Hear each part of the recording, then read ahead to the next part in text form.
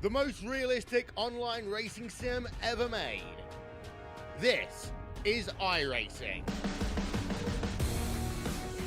Detailed laser scan tracks, fully dynamic real-world cars, and over 50 series to choose from.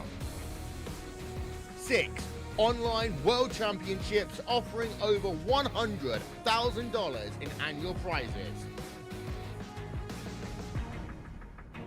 This is the original esport racing game. This is iRacing.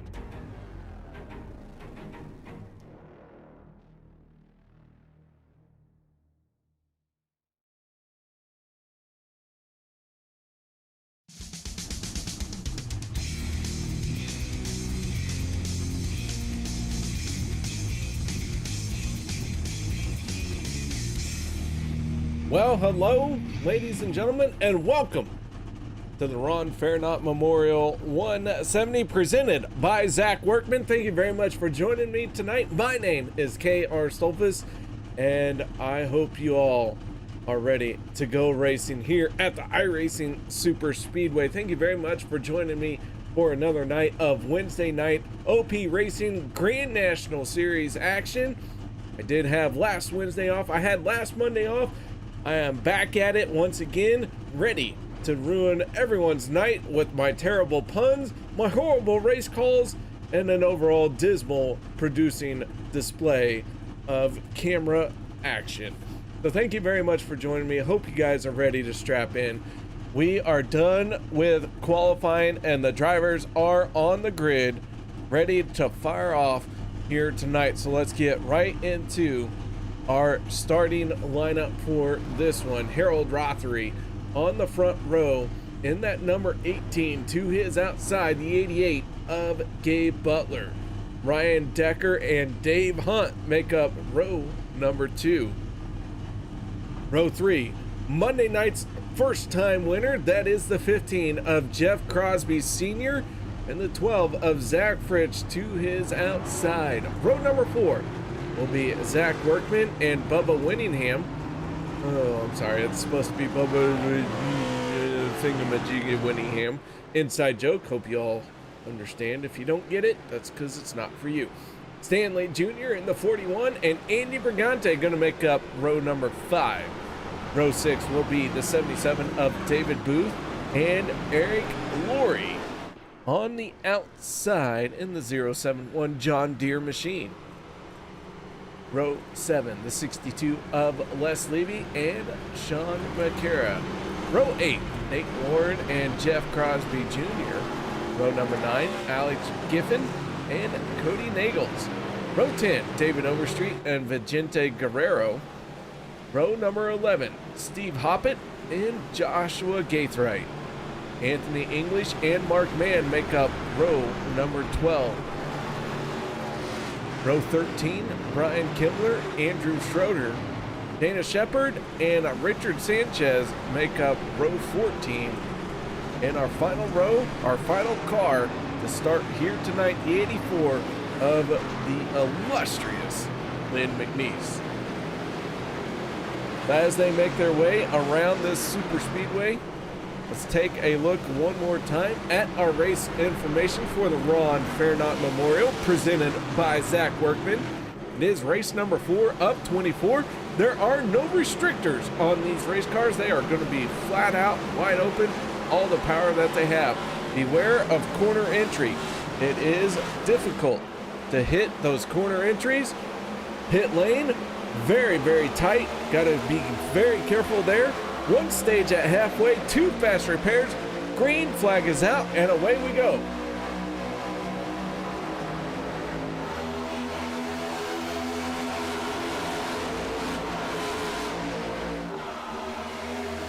Wide open into turn number 1, the 18 of Harold Rothery working that bottom lane. Right now, he has the advantage. Ryan Decker, second car on the inside line, pushing hard on that back bumper. I do believe this is the first time we are in the next gen car in OP Racing. I want to say for a broadcast. I could be wrong. Not 100% sure, but I'm like 80% sure it's the first time. So I don't know what that is going to happen here tonight. I'm as excited as y'all are to see these guys in the top dog for stock cars. And Harold Rothery going to be the top dog right now as he leads the first lap. So the 18 out in front. In fact, I know it's the first time I'm doing the broadcast for these cars because not all my camera angles are set up for the race cars. So if something doesn't look 100% right, or you don't necessarily like it, let me know. But keep in mind, I kind of forgot all about setting up camera angles. This is why they pay me the big bucks, folks. To be a disappointment. I said it, and I stand by it. Let's go on board with the 04 of Mark Mann. Right now, Mark Mann up 3 positions from where he started. Having to dig a little bit here tonight. He'll find a way through. Right now, he's working that bottom lane. So far, he is not our biggest mover of this race. As we have caution coming out, trouble on the speedway for the first time here tonight. Several slow race cars. Body panels flying off, and the yellow flag is out. A lot of race cars getting caught up in this one. Let's see what happened here. Off the nose of Steve Hoppett, and you can see trouble up ahead.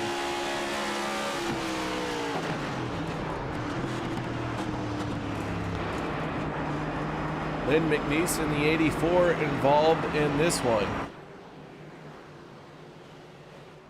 Let's see if we can figure out what happened to Lynn.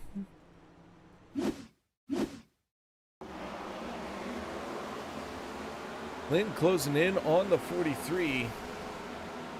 Looks like the 33 getting a piece of it as well. So Jeff Crosby Jr.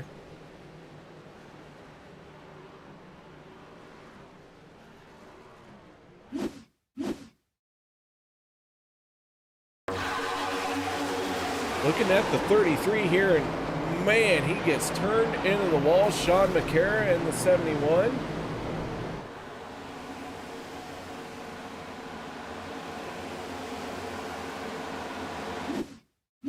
Not sure how all of this happens. Let's see if we can get the 71 gets in. He gets out of shape, touch the apron, gets out of shape bad. And then several other race cars get caught up into it. So caution flag flies for the first time here tonight. Want to give a shout out to everyone who's chiming in on YouTube chat. Thank you very much for saying hello, for commenting. Guys, if you don't know, one thing I request is that you cheer loudly, you cheer often. Don't be afraid of the caps locks. There comes Alan with the caps lock on. Boom! He nailed it right as I was saying it. Get after it, Alan. Nice job. Guys, don't forget to cheer loudly, cheer often, use that caps lock. This is a racing channel. Let it all hang out. Let me know who you're cheering for. Let me know who your favorite driver is as we go on the pit road for the first time here tonight. Everyone hitting pit lane. Ed DeBoer saying hello. Caitlin Decker. How you doing, Miss Caitlin? Miss Mara, as always, a pleasure to see you. And then we have Alan saying hello and checking in. So our first caution flag is out for the night.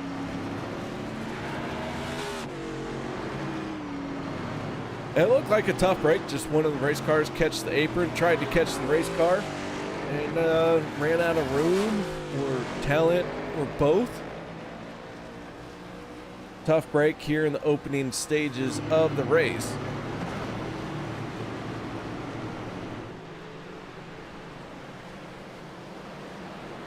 Ginger Parent wanting to know where the Shepherd Racing fans are. Ginger Parent, we are at a racetrack. You have to talk louder than that. I don't know how to stress this to y'all. We're at a racetrack. The last time you were at a racetrack, when did you whisper?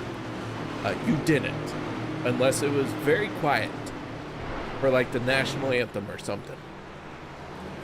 So don't be afraid of those caps. How you doing, Kevin? Good to see you. Feels good to be back. I did miss last Wednesday and I did miss this last Monday as well. I am back at it, raring to go and ready to get after it.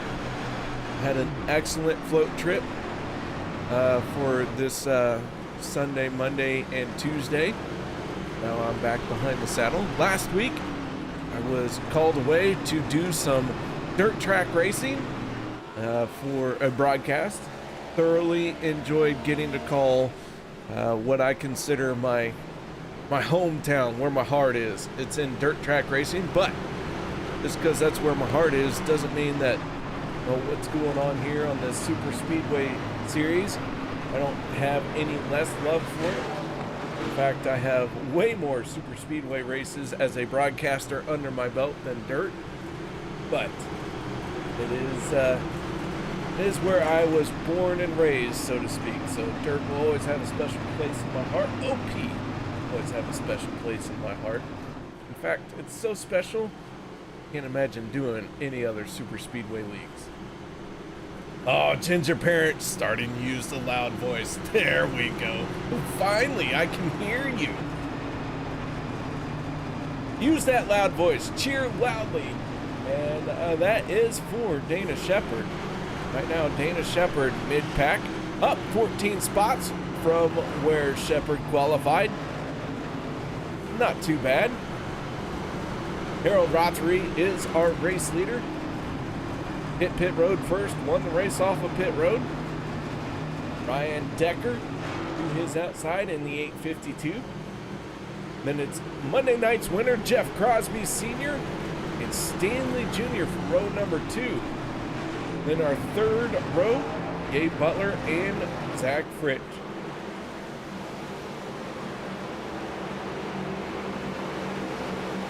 Oh, Kevin, busted knee. That's all right, I have a busted out. Here we go. The 18, gonna fire off. Green flag back out into the air. Here we go. Underway once again. Only one stage break in our 70 laps here tonight, and that is at the halfway point, lap 35. Couple stragglers behind. And so at the end of our first caution, Bubba Winningham, Sean McCarron, Jeff Crosby Jr. are multiple laps down, or one lap down, I should say. They are not on the lead lap is what I meant to say. Oh, we got one car out of shape. Not sure who that was. I think it was the 131 of Steve Hoppett. Big save for that race car. As he falls down the running order, that 131 was able to hold on to it.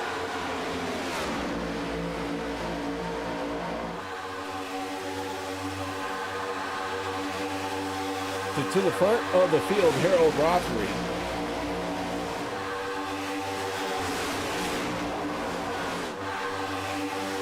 That green number 18 out in front and putting on a very dominant display here in the first 8 laps of the race.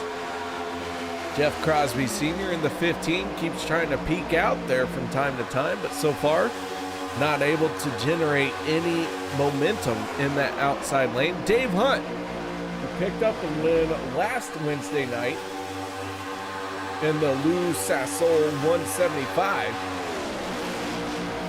was not here for that. So Dave Hunt, congratulations on your race win on Wednesday night.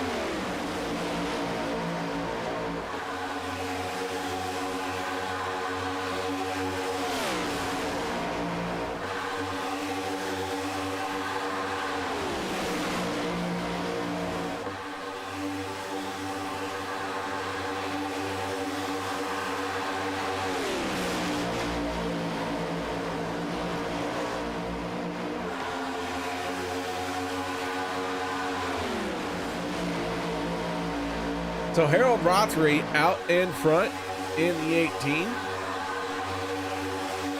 let's take a look at some of our biggest movers of the race here tonight. We're only 9 laps in, but Richard Sanchez up 17 positions. That 510 finds himself gaining a seat at the table in the top 10, but that is all going to be thrown away. That car has slammed the outside wall. The 77 and David Booth involved. David Overstreet in the 46 gets a piece of it. Big time crash once again. And oh my goodness, I am glad that this was sim racing, because that is the second time here tonight that a car has gone straight into the outside wall. Let's see if we can figure out what happened. Sanchez,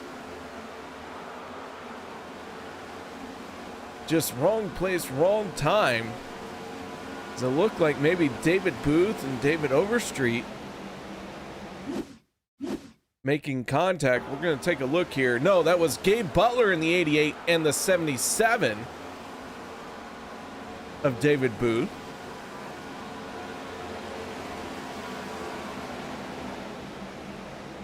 Butler taking a hard shot as well.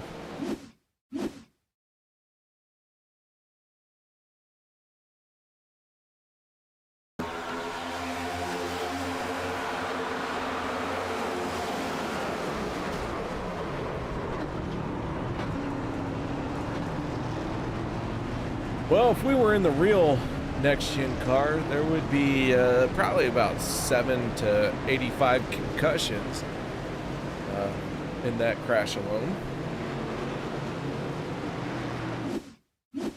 Good news is, though, everyone's going to walk away. There are 2 fast repairs available as we look at Harold Rothery.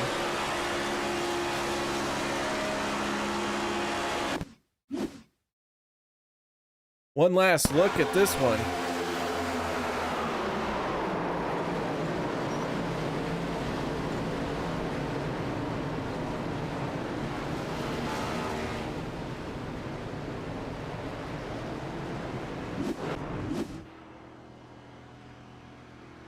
So back under yellow we go, and everyone hitting pit road except for Steve Hoppett. Keep in mind, stage break coming at the halfway point. So Hoppett going to take the gamble here and try and stretch his fuel to the lap 35 mark. He was last on pit road on lap 4, so he's going to have to make another pit stop. I think everyone else will have to make a pit stop as well. Not 100% sure. We're getting close to that fuel cutoff, but this is the first time for me in the next gen car, so I'm not sure what kind of fuel mileage it will have.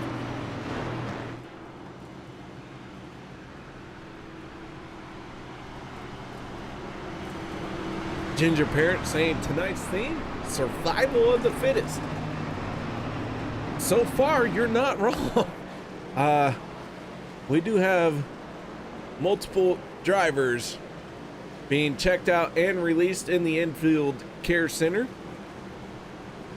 Right now, 27 cars on the lead lap. We started 29 race cars here tonight. Everyone coming back down pit road to top off the fuel tanks in the back half of the field. All right, so if tonight is survival of the fittest, and if that's the kind of action you like to see, hey, make sure you hit that thumbs up on the broadcast. The drivers appreciate seeing that. It makes them feel better. It lets everyone know that you appreciate the show that the drivers are putting on for you. And man, I'll tell you what, it don't make no difference to this channel or this broadcaster that you do it. Just want to remind everyone that that thumbs up is there. If you are enjoying the show, hit that thumbs up. If you're not enjoying the show, but you're sticking around, maybe it'll get better. Keep in mind, down the road, hit that thumbs up. It does help these guys out.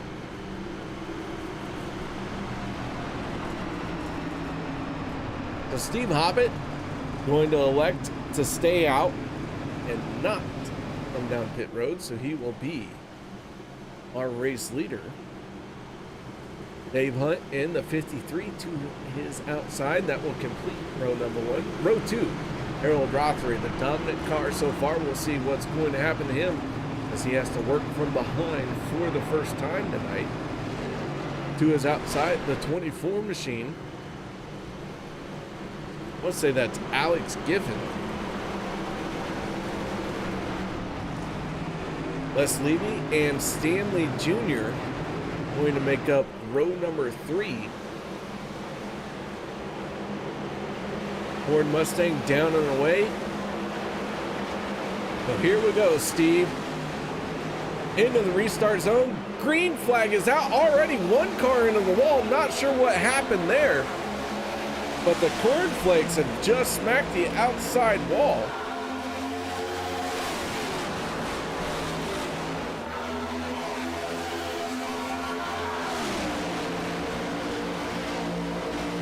And so we continue on.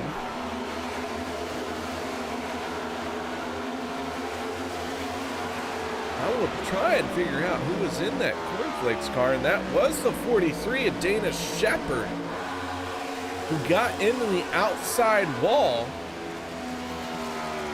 at the start here, and the yellow flag already coming back out once again. Richard Sanchez in trouble.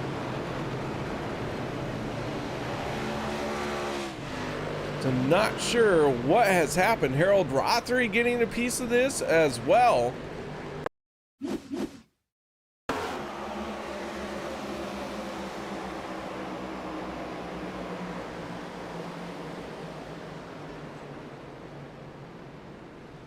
Maybe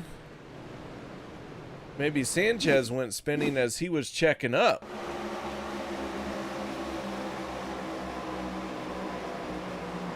The 15 and the 41 make contact, collect the 18. Sanchez checks up, gets turned. That's the full story right there.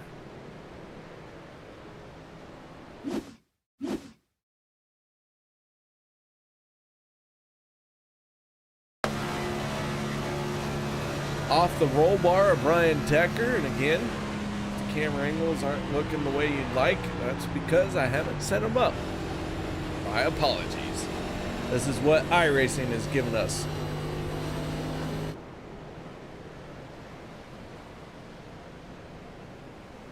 All right, let's go back and look and see what happened to Dana Shepard on the green of flag. Here we go. Green flag is out. Shepard takes a hard right to the outside wall as he had to check up.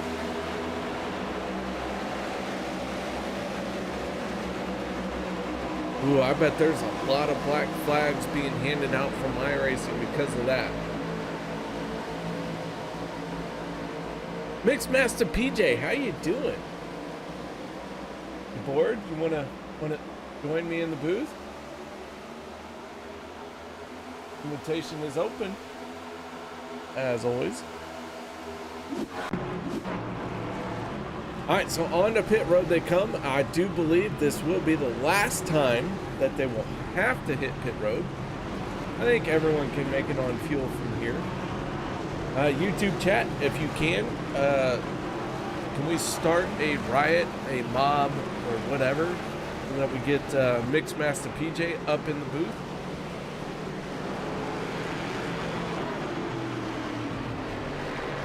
Been a hot minute since I got to work with him. I wouldn't mind sharing it with you.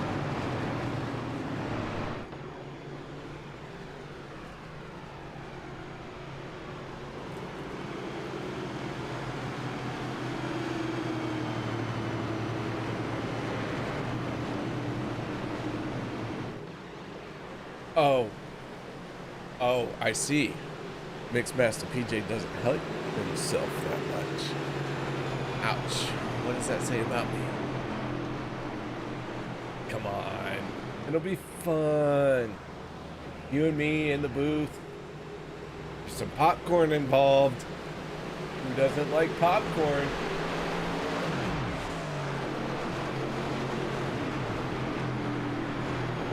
Ron Fairnot Memorial off to a bit of a rocky start. Well, let's pull in. Let me see if I can find Zach Workman. Zach, this KR up in the broadcast booth. You got your ears on, bud? I do.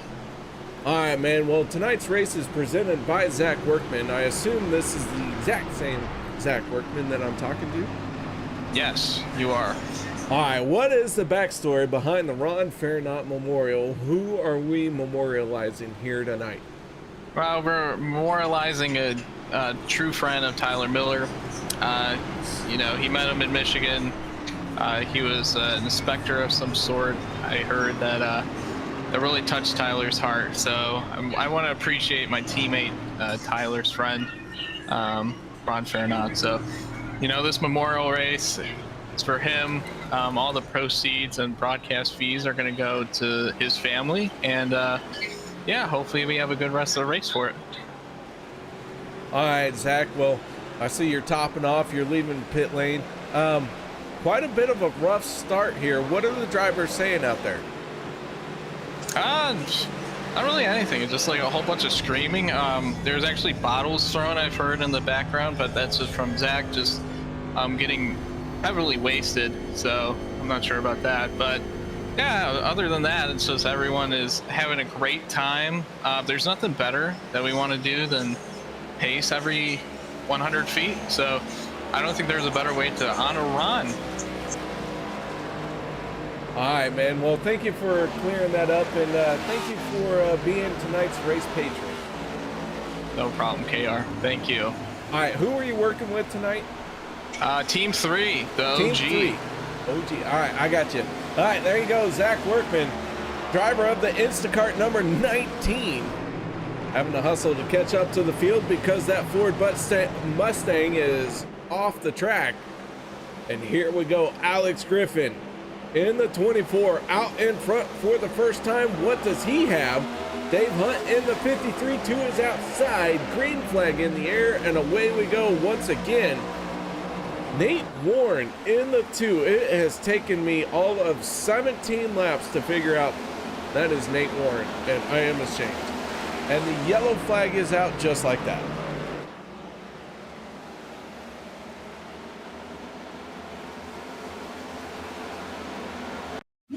Let's see what happened to bring out this yellow flag. Harold Rothery in the 18. Wow, not sure what happened to him. Well, that car broke loose, locks it down, and then rolls away.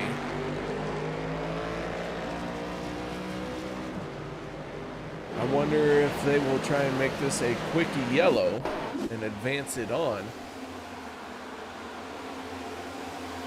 Darren T chiming in. How you doing, Mr. or Mrs. Darren? I don't judge. Also don't know. I do believe this is the first time I've seen you talk. But Darren's saying exactly Mixed Master PJ. A lot being said here in YouTube chat. I appreciate each and every one of you guys for being involved. You know what? Don't hesitate to hold back. Say whatever you need to say. I will say at some point if you cross a line that I draw, which is pretty far out there, not gonna lie, I will give you a warning. And then, you know, if you can't heed the warning, I'll boot you, but feel free to say what you want. I am a race fan. First and foremost, I'm a race fan. Secondly, I do drive a race car on the weekends. I am a weekend warrior. Third, I love iRacing, and I love being here with OP. So if you find a way to cross all those lines, then sure, you probably deserve to be beat. But other than that, speak your mind, guys. Let it out. That's what racing is. It is almost the last place where you can say what you want, be how you want, and do the things you want.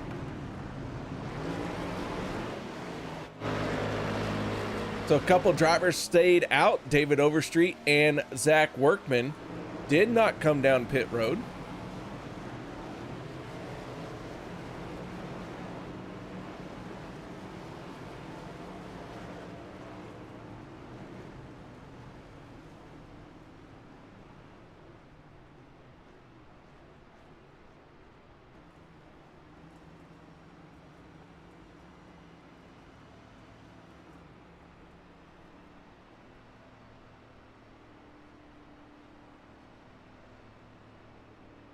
So the Ford Mustang is out in front of the field once again.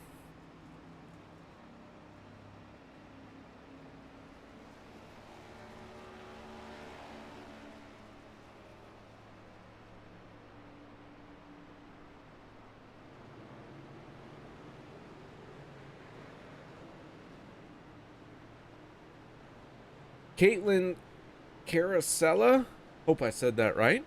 How you doing? Chiming in, thank you very much.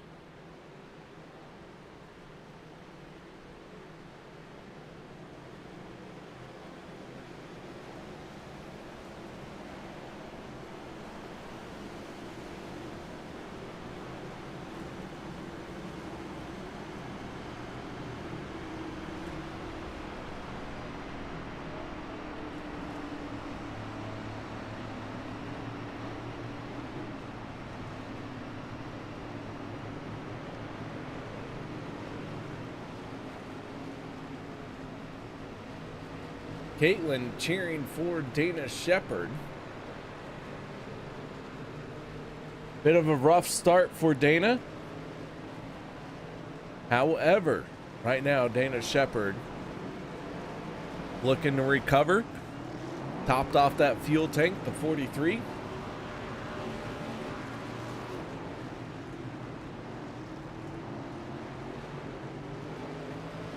Oh, that makes me feel good. Says I nailed it on the first time.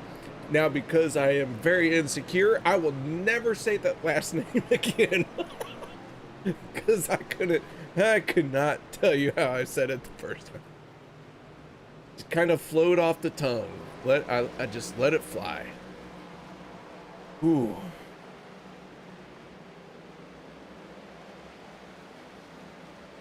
Oh, funny moment for me, but maybe not for Caitlin. But regardless, very happy to have you here. Hope you are enjoying the rough start to our Wednesday night race. But it is fitting to be the Ron Fairnot Memorial. If only Tyler was here to give us the full story. But Zach quite didn't give us the full story I was hoping for. So if I can get the moment to do it, I will give the full story of the Ron Fairnot Memorial.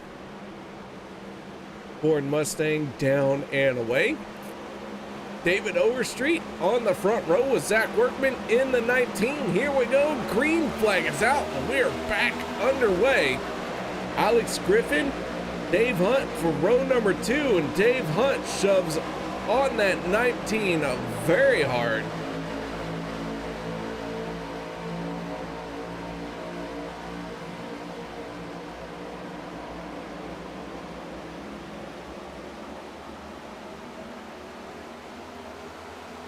Off of turn number 2, the 46 digging hard down on the bottom. Here we go. As they start to build speed down the back stretch, Ginger Parent says gas pedal and turn left. I agree. One car. Oh my goodness, 2 cars into the wall. Yellow flag gonna come back out. Eric Laurie in the 071 getting turned there.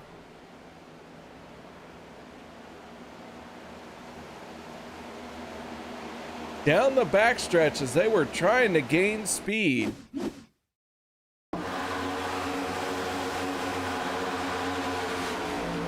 He and Richard Sanchez get together and the yellow flag going to come out.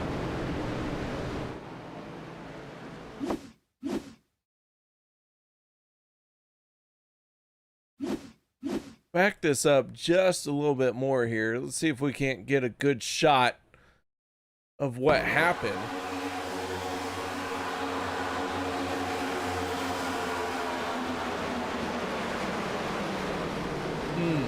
Eric Corey dodging a bullet there.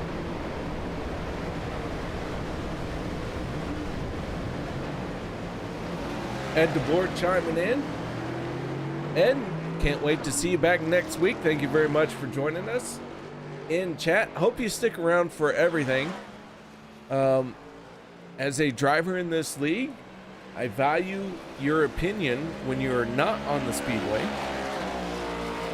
So don't feel like you need to go anywhere. But I don't value your opinion. Oh my goodness, a Zach Fritsch suddenly dropped by. Zach, how much popcorn do you have for me? Not enough, I guess, for right now. I mean, I do like my popcorn, so if you had to say you were paying me in popcorn, how many bags of it may not be everyone's favorite, but how many bags of Orville Bacher? Oh man, you probably, how many bags probably a race? Probably 2 or 3. It's 2 to 3 bags a race, but this one, I want to know about this one. This one's probably gonna be like 5, 6 bags. All right, I do like kettle corn, by the way. Do you? Nice. Okay. Are you remember the thing that was hip when people would do the nacho cheese or whatever on? It was like not the actual nacho cheese like liquid, but it was like the what is it, like the pepper one, you know? It's like seasoning, but it's the nacho cheese seasoning. Have you ever seen that? People like to do that. Yeah, I think that was hip back in the day, wasn't it? They had all kinds of different ones. Well, I'm not your son, so what's up?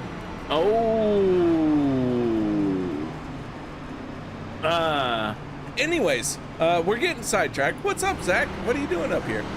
Oh, I'm just coming to hang out and was curious. What does my car look like on your end? At this moment, I feel like that's insider trading and illegal because you're still on the racetrack. Well, I'm sitting there. Well, I'm asking because, Father Fritchie over here was asking, what does your car look like? I don't even know what it looks like. Well, I told him it was the Budweiser. No, hold on. If you want camera time, do something spectacular. Get up front, lead a lap. Oh, maybe pass a car. I'm close, right? I'm fifth. Yeah, here, I go underneath the yellow. Look, ooh, I'm underneath the yellow. No one saw it. Look away, everyone, look away. But yeah, so what's up, Zach? I mean, how much? Did you have a good week off of Monday? I did. That's good. We missed you dearly, and I missed you on last Wednesday dearly. I'm not sure that you missed by much, but I think your aim is getting better. Yeah, I mean, that's true. I did hear the shots going over my head. That's the first time I actually heard the crack of the bullet over my head, so I think you're getting closer. All right, nice. Well, we're 1 to green, and I hope you've been having good calling this race so far. Soon enough, there'll be a stage here, so it'll get exciting. Maybe. Well, it's been pretty exciting because we don't know who's going to survive this race. 10-4. Well, hopefully I'll be there to survive so I can talk to you there at the end. All right, man. Well, since you pulled yourself up here, you're going to have to pull yourself back down because the lights are out on the pace car. Okay, bye. All right, Zach Fritsch. There you have it. One of the league admins jumping up here to say hello. You know what? From time to time, that Zach Fritsch guy. Oof. He's got some showmanship to him. Let's just say that. All right. He finds himself on the inside of row number 3 for the restart. Just ahead of him, that is the 62 of Les Levy. Zach Workman, David Overstreet, row number 1 for this restart. Les Levy and Alex Griffin, row number 2. Here we go, ladies and gentlemen. The 46 falling back a little bit. Not sure what's going on there, but they do get it sorted out by the time they get to the start-finish line. And we are underway as we ride on board with the 12 of Zach Fridge. And the yellow flag coming out right away. We have 4 cars down on the inside. Nate Warren involved. It looks like maybe the 14 of Vicente Guerrero. Possibly the 510 of Richard Sanchez. Oh my goodness, I don't know how much popcorn it's going to take to get through this race, but I'm starting to develop an idea.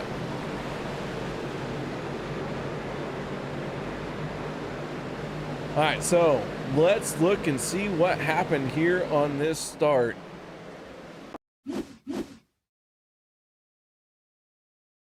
Richard Sanchez out minding his own business. And he has nothing to do with this, but he has a great view of everything happening before he can get there. Well, maybe we back it up just a little bit different. The 131 of Steve Hoppett gets turned there.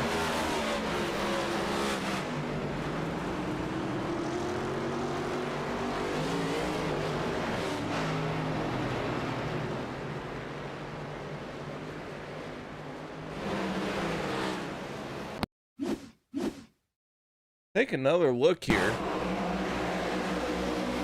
Everyone on the throttle.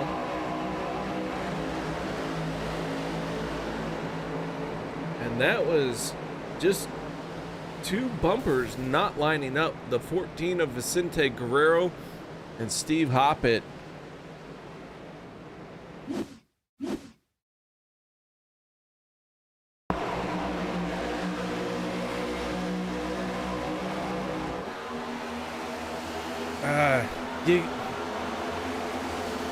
You know, I'm a driver, I'm a broadcaster, and I'm a race fan. And you got to look at that and you got to say, hey, that 14 could have done a little bit better at getting to that back bumper. I'm also not in charge of anything, so what I say has no bearing on whether the call is right or wrong, but man, it looked like that 14 sure could have tried to square up a little bit better. So yellow flag is out once again. We worked lap 27 of 70.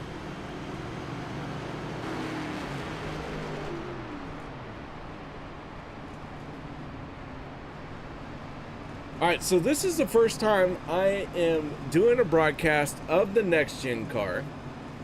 And I do want to say, I think drivers are learning just as much as I am. And if you want to push on the back bumper, well, you have to be squared up. So far, a lot of the things I'm seeing is these drivers trying to push on the back bumper when they are not squared up. They are not where they need to be. And there's a bit of a learning curve involved in that situation. But you know what? We're all going through it. Look, this is my learning curve. Just to show that even I am not perfect. Look at this camera view. All right? Nobody's perfect. Nothing works right the first time you try it. This is my camera view on board the Toyota of Ryan Decker. I forgot to tighten a screw. The camera has fallen down, and this is what we're looking at. All right, so it is what it is. Everybody just has to deal with the situation they're given.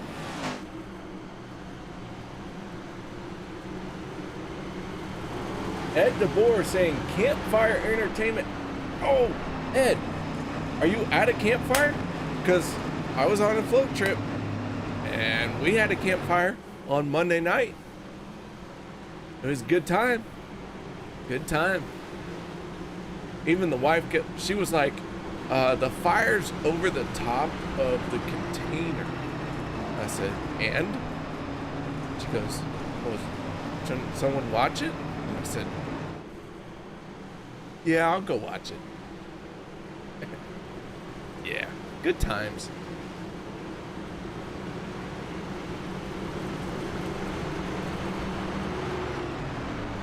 All right, lights are out on the Ford Mustang once again.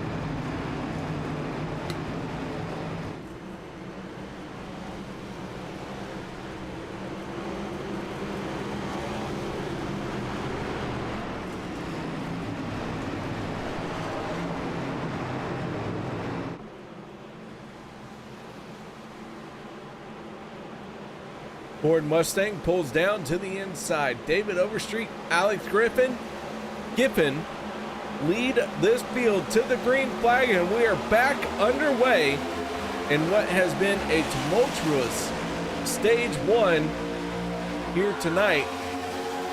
Only one stage break coming at the halfway point. That is the completion of lap 35.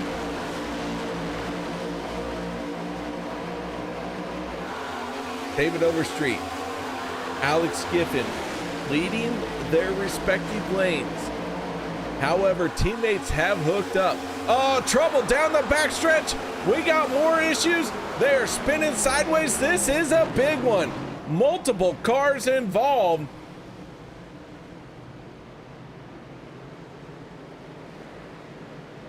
Wow, I really thought we were going to see a very subdued run to the end, but feels like someone somewhere decided to try and press the issue and something went wrong. Let's figure out if we can find out what went wrong. Good grief. Take a look here towards the back, and we'll start developing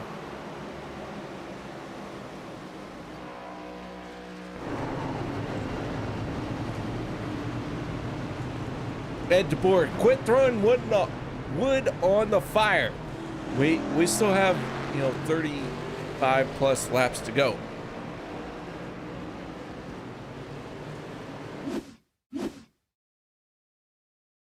All right, let's take a look and see what happens here as they come down the backstretch. The 48 making contact with the 12, and this was at the front of the field, so everyone gets collected.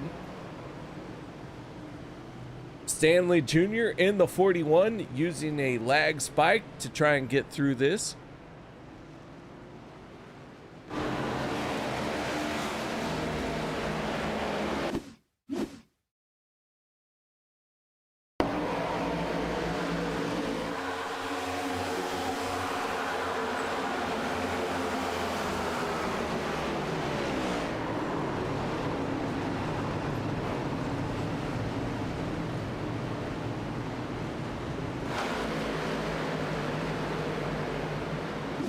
Mark Mann able to get through off the nose of the 04.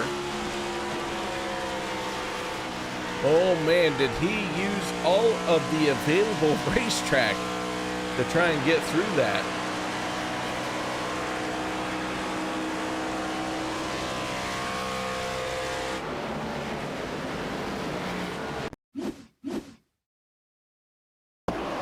Ryan Decker in the 852 made some big moves, had to make it a couple of times, but he was able to hold on and get through that. So Ryan Decker doing an outstanding job in that one.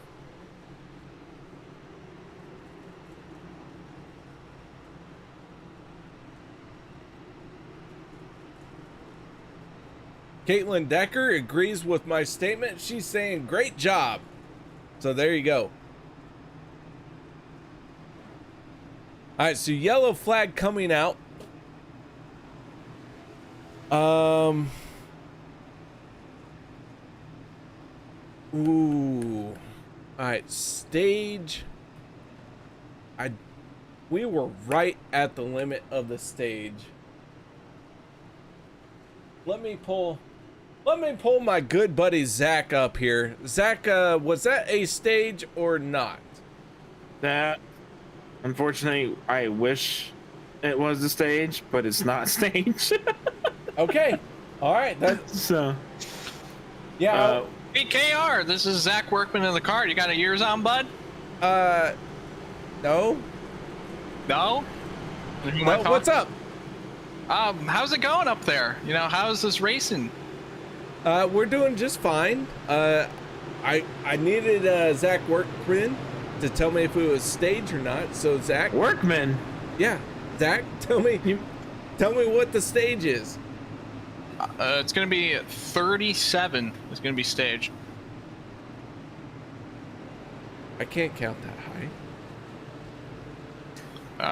It's a couple laps from now.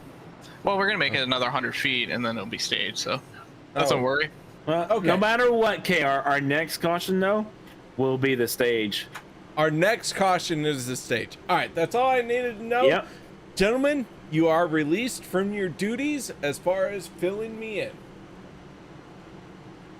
Yeah. All right, Zach. And Zach. Good luck. He's already gone. It's just me now. Oh, he gone. Yeah, I'm gonna Yep. I'm gonna send you down too. Awesome. All right. There you have it.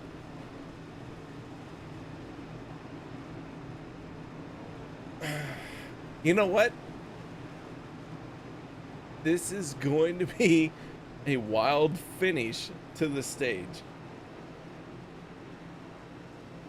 Alan says he's about to go to sleep with these wrecks, but Alan, you know as well as I do, if I made a wreck compilation, you would be glued to your screen and watch all of it.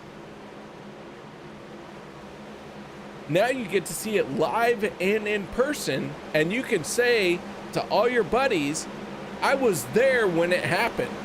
So here we go. Green flag is out. David Overstreet on the throttle. Les Levy to his outside.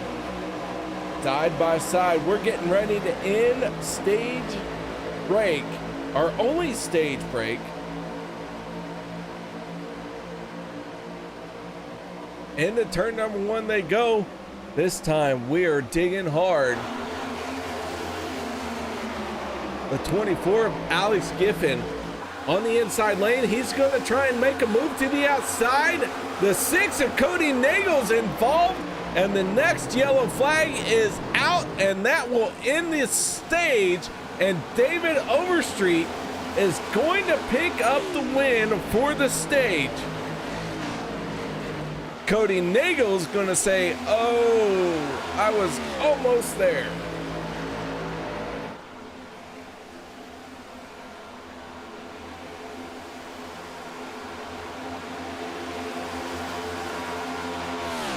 So yellow flag comes out to end the stage. And David Overstreet is our stage winner. And so let's get right into it. David Overstreet, you win stage number one. Basically the only stage here tonight. Congratulations, man. Nice job. Yeah, thank you, KR. Don't really know what to do with that one. Hit pit road safely while I do this interview. If that'll work, I think I can handle that one. All right, man. Well, tell me a little bit about the race, because that 46 saw some problems early on. Yeah, we had a little bit of issue there. Yeah, just stayed out the rest of the time. I was kind of hoping we would finish under caution or not run the full 35 laps. So plan worked out, and we got some stage points. All right, man. We are at the halfway point. We only have one car on pit road, 2 cars outside of that are not on the lead lap. What's going on out there here tonight that has you worried? Seems like everybody's just making mistakes, like little mistakes or something. Like we had some people get off the apron there, and then we on the missed shifts and all kinds of little stuff like that. So I don't really know what's going on in the back, but it seems pretty calm up front though. All right, man, I know I'm interviewing you at a time when you have to focus on pit road, so I'm sorry, but that's the cards you're being dealt. Yeah, we're good. Just I don't really know how to think about the car because we haven't run that many green flag laps consecutively. So. All right, man. Well, shout outs, thank yous that you would like to give right now. Thanks to everybody that runs the league, and thanks to you for broadcasting, and everybody in the Discord channel tonight. All right, there you have it. That is David Overstreet, driver of the 46, our stage winner. He is done and off of pit road. And with that being said, guys, I'm going to have to step away because I have consumed too much popcorn. It can happen. So with that being said, y'all don't go anywhere. We'll be right back after this.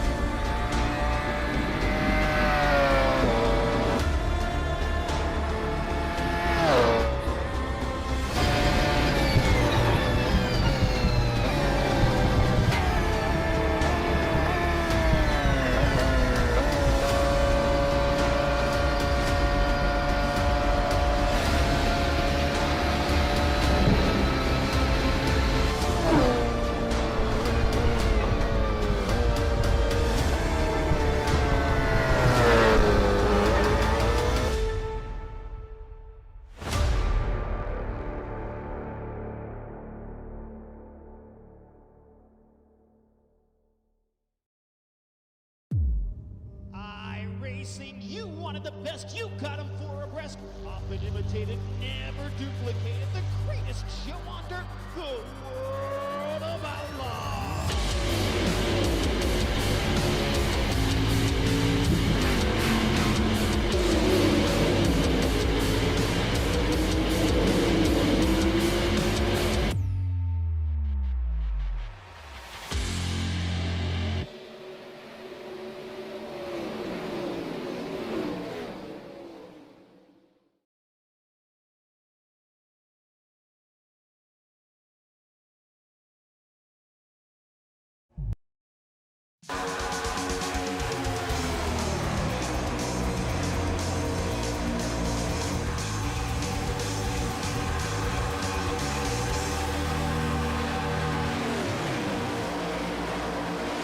Green flag is back underway, and right now Ryan Decker in the 852 is out in front.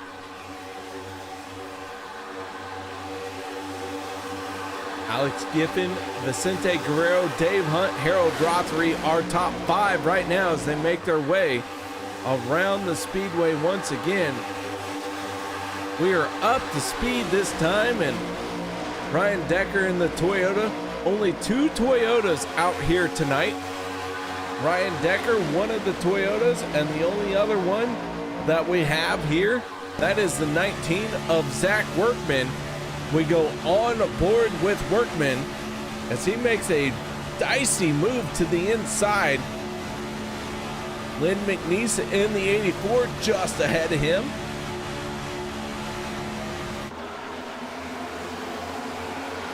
Vicente Guerrero and Harold Rothery working the outside lane.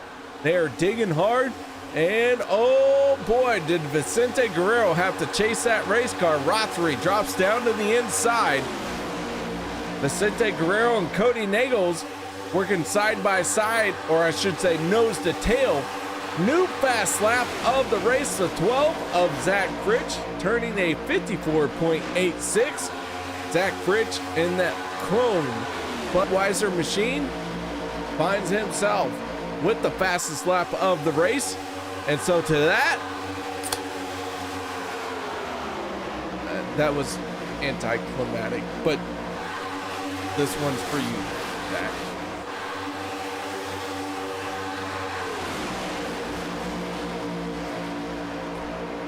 All right, so the 12 finds itself in 3rd place. Vicente Guerrero, Cody Nagels running 1 and 2. Dana Shepard in the 43 has battled to overcome several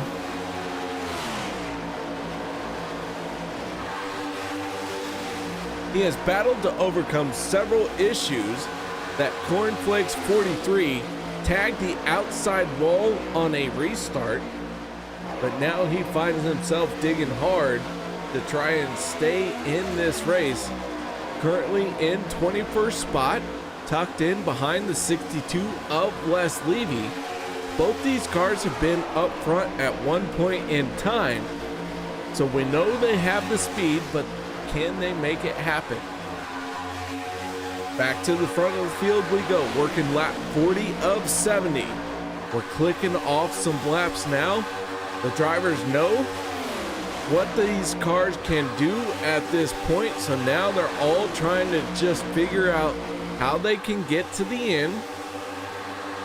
New fast lap going to the 15 of Jeff Crosby Sr., who I still have not gotten to talk to about his Monday night win and why he waited until the time I was not there to do it.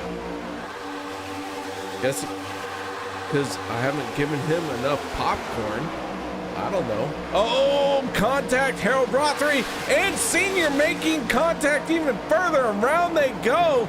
Yellow flag comes out.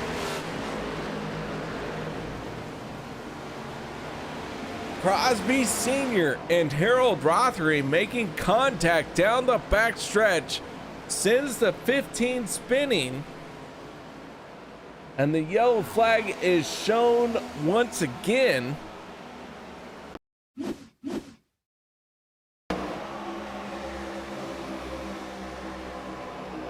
Harold Rothery, dominant car in the beginning of this race, but now trying to work his way back forward. Getting collected with the 15 here.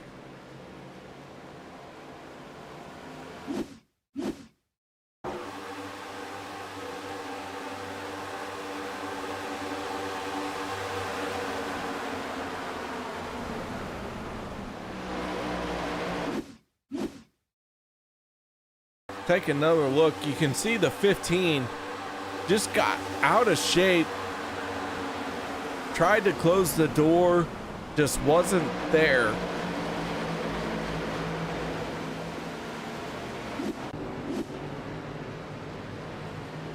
So yellow flag flies once again.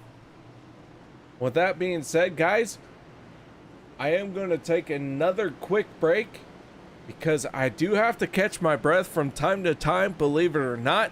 popcorn is not a solid fuel, but it is the one that I run off of. So here we go. Gonna take a quick break. No one go anywhere. We'll be right back after this. Whopper, Whopper, Whopper, Whopper, Junior, Double, Triple, Whopper, Impossible or Bacon Whopper, I rule this day. And BK, have it your way.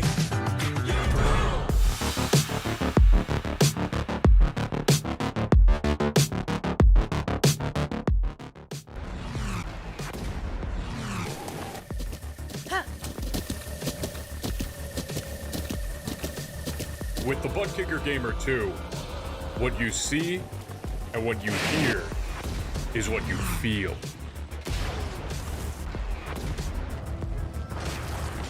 Butt Kicker. The future is feeling.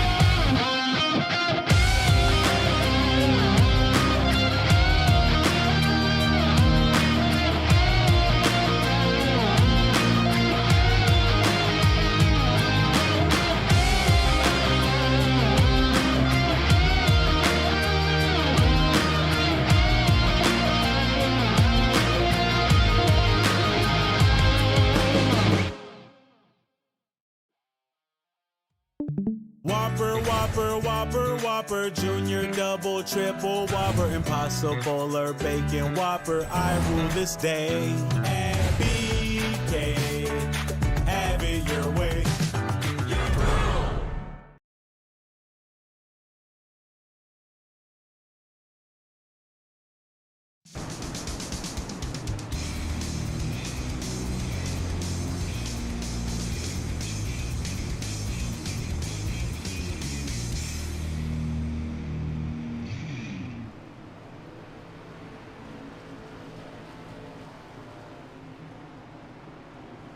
Welcome back, ladies and gentlemen, to the Turn 3 Racing Network, as we're here at the Ron Fairnot Memorial. We are using the next gen car at the iRacing Superspeedway as the OP Racing Grand National Series finds itself on lap 44 of 70. Lights have gone out on the pace car. We are ready to tackle it once again.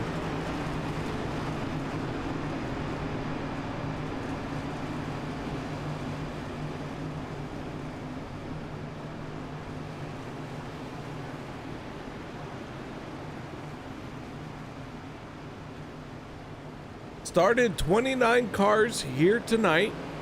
27 cars are on the lead lap. Sean McCarra in the 71, multiple laps down, and the 29th place finisher, the 48 of Andrew Schroeder, out of tonight's race.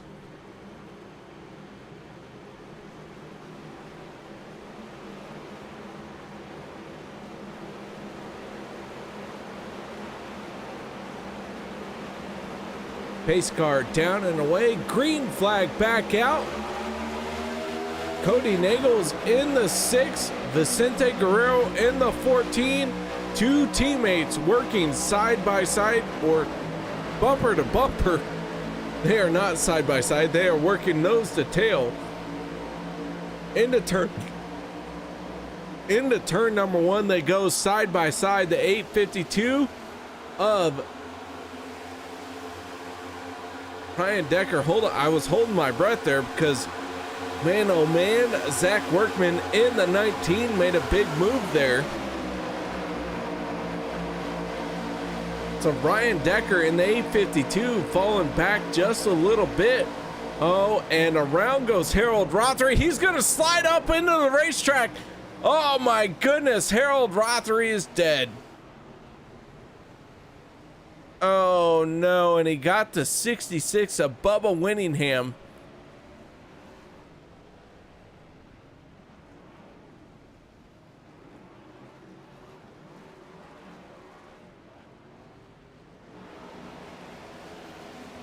Let's take a look and see what happened here. Harold Rothery gets turned, slides back up the racetrack.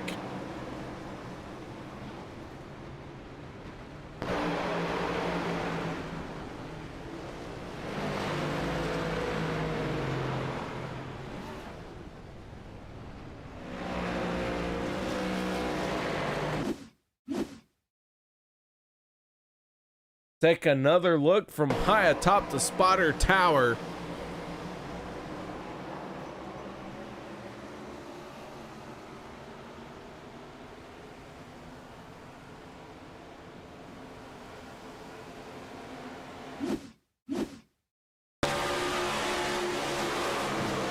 On board with David Booth.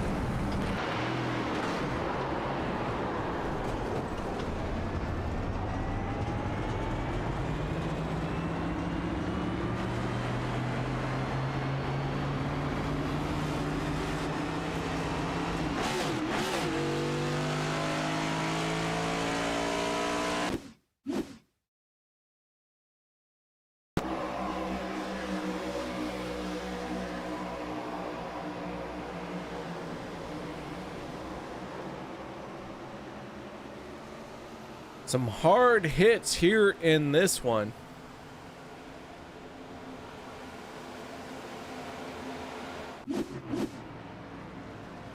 So yellow flag out with 24 laps to go.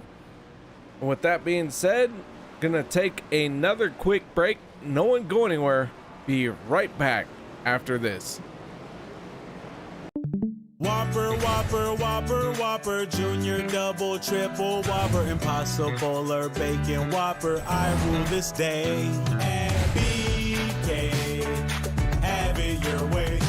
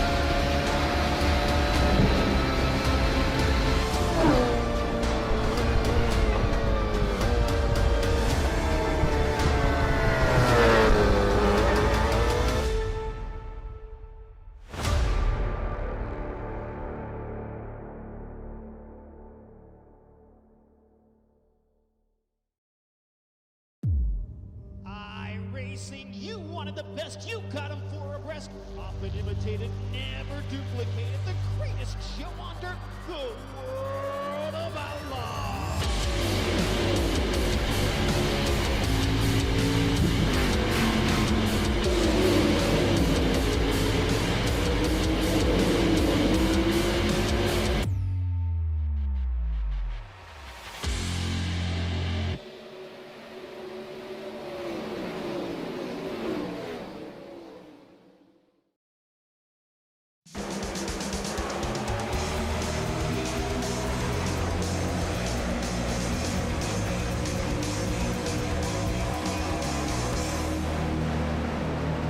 Green flag is back out, and here we go once again. 22 laps to go in this one. Cody Nagels in the 6th, the 131 of Steve Hoppett to his inside. They are running door to door off of turn number 2. Been a bit of a rough one here tonight, and the fans are letting everyone know they are not happy with what they are seeing. Ginger Parent wants to know, is the yellow flag going to come out once again? And one car up and over. That was the 12 of Zach Fritchie.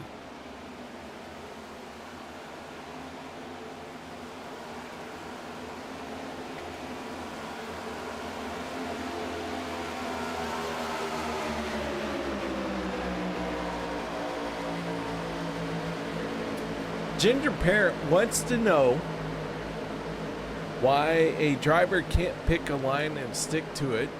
And a lot of it has to do with the fact that we've had a lot of cautions. So you start to feel the pressure of the yellow flag. You have to make your move in the 1 to 2 minutes that you have under green flag.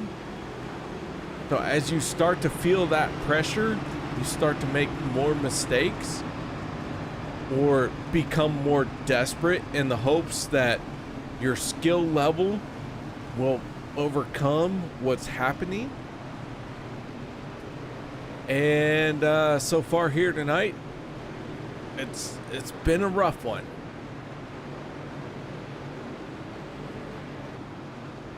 I was excited to see this car, but even I am saying that these drivers are making mistakes. They are making driver mistakes. I do everything I can to make a league look good, but I am seeing a lot of impatience.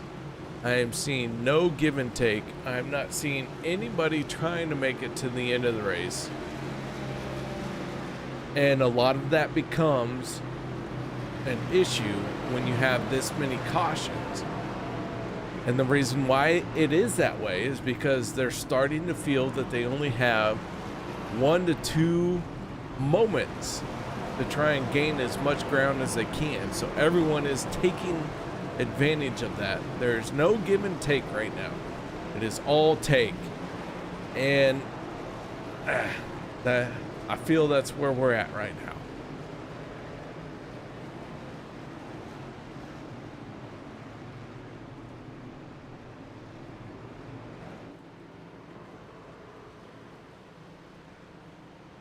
And you know, I've been in this situation. I was in 2016, I was at an iRacing event where we had a 200-mile race, but I started at the back. Hold on.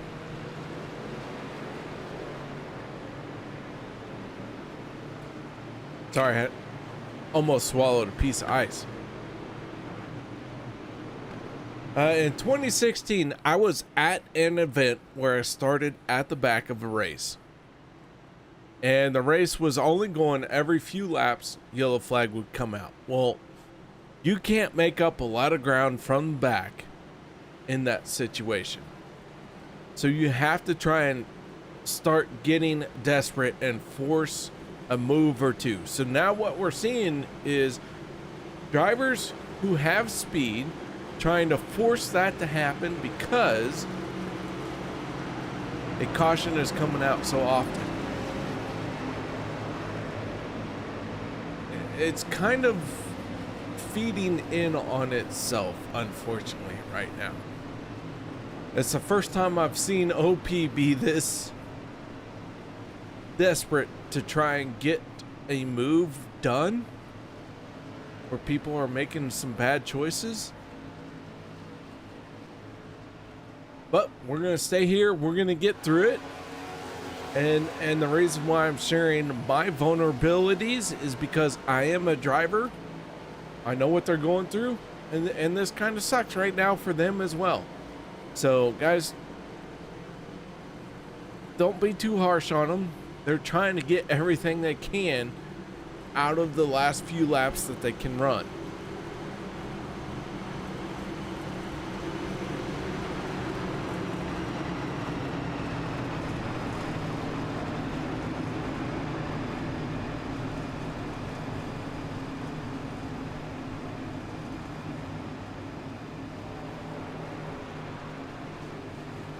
Lights are out on the Ford Mustang. We're going to go back to green flag racing. Gabe Butler, Cody Nagels out in front of this field. Ryan Decker in the 852. Zach Workman in the 19, going to make up row number 2. Row 3, Vicente Guerrero and the 62 of Les Levy. So here we go, pace car down and away, getting ready to get back after it. The green flag going to come out with Gabe Butler on the inside. Here we go.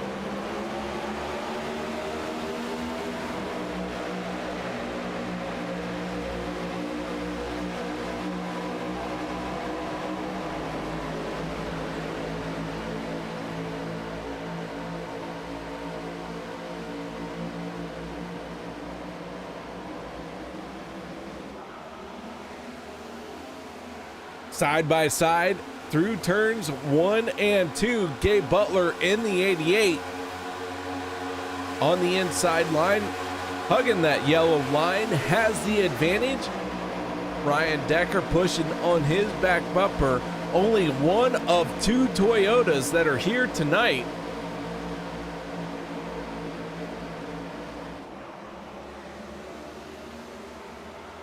Gabe Butler out in front, and he is enjoying that clean air. Yellow flag coming out. 2 cars in trouble. That is the 89 of Joshua Gaithright and the 77 of David Booth.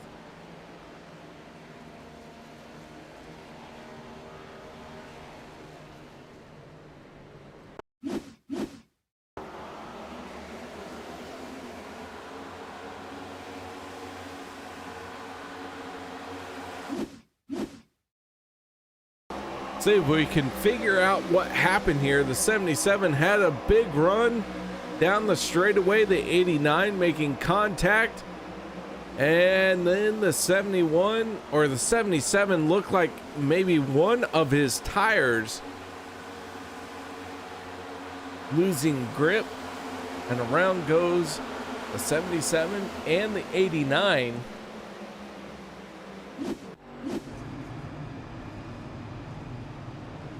So yellow flag out. We're going to step away for a quick moment. No one go anywhere. We'll be right back after this.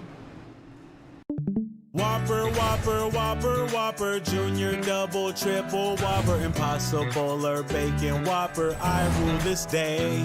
And BK, have it your way.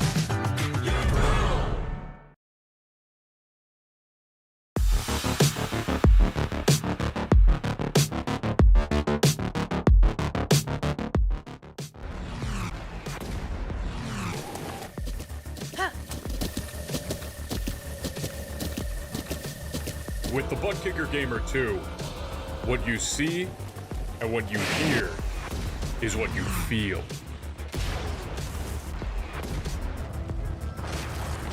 Butt Kicker. The future is feeling.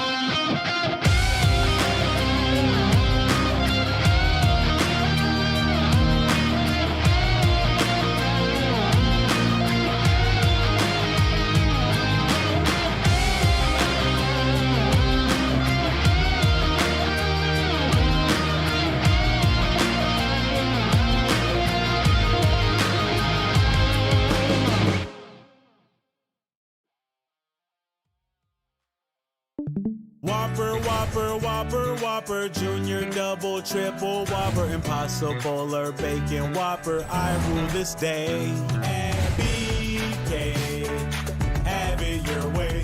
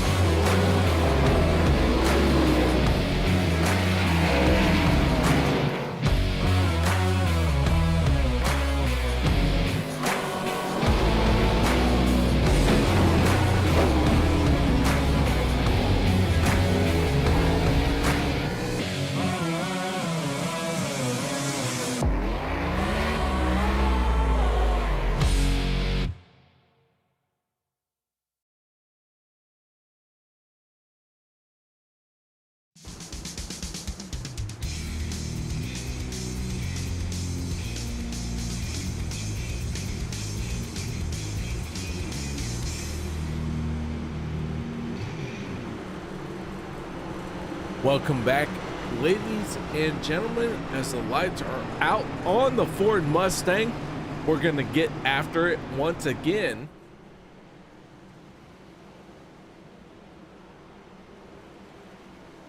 Do a little bit of housekeeping here tonight. We started 29 race cars, and as it looks, we have 26 on the lead lap. Joshua Gaithright off the lead pace, but he is behind the wall. Sean McCara off the lead pace, but he is out there rolling around, and Andrew Schroeder out of the race. So 2 race cars behind the wall and done here tonight. And as I say that, Joshua Gaithright in the 89, that car's been pushed out and it is ready to fire off and go racing once again. So too is this field. 15 laps to go, make it 14 when they take the green flag, and away we go here once again.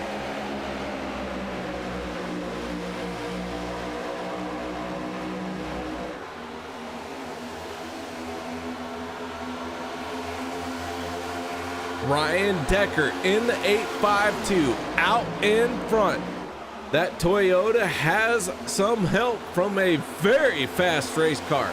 Harold Rothery in the 18 finds his way back to the front of the field after a dismal middle race for him. He was the dominant car at the beginning of this race, and now he finds himself back in the front at the end of this race with 14 laps to go. The 18 drops down to the inside. Here we go. Harold Rothery, Cody Nagel, Zach Workman, Les Levy, Ryan Decker, your top 5 as they head across the line. Cody Nagels in the 6th has the advantage. He's got a big line of cars behind him. He's got all kinds of momentum. 13 laps to go this time around. Les Levy in the 62. What's he got in store? He makes a move to the outside. Can he make something happen? Doesn't look like it as he's falling back, but don't count him out just yet. That second line going to surge ahead at some point. So it's Nagels, Workman, Fritsch, your top three right now. Some OP regulars here on Wednesday night trying to show all the other rookies how it's done, and they have found a way to the front. You can even throw in Vicente Guerrero and Jeff Crosby Jr., who was involved in a crash earlier on tonight. These guys all starting to work their way forward as we now have 12 laps to go.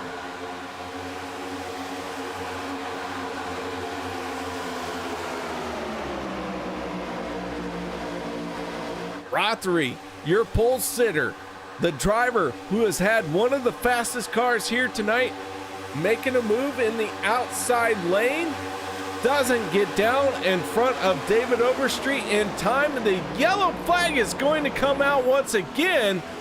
Was the 46 ahead of the 18 when that happened? Because that could be huge if it was.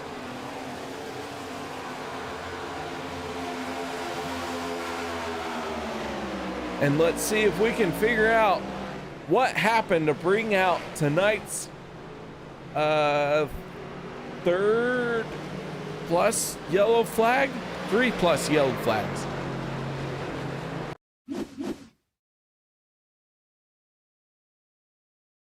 Take a look here. Zach Workman involved, Cody Nagels, several race cars involved. This was a huge one for sure.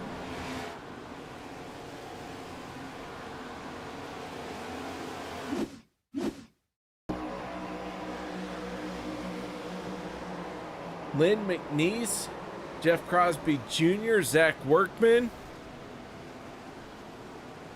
Jeff Crosby Sr. going up and over.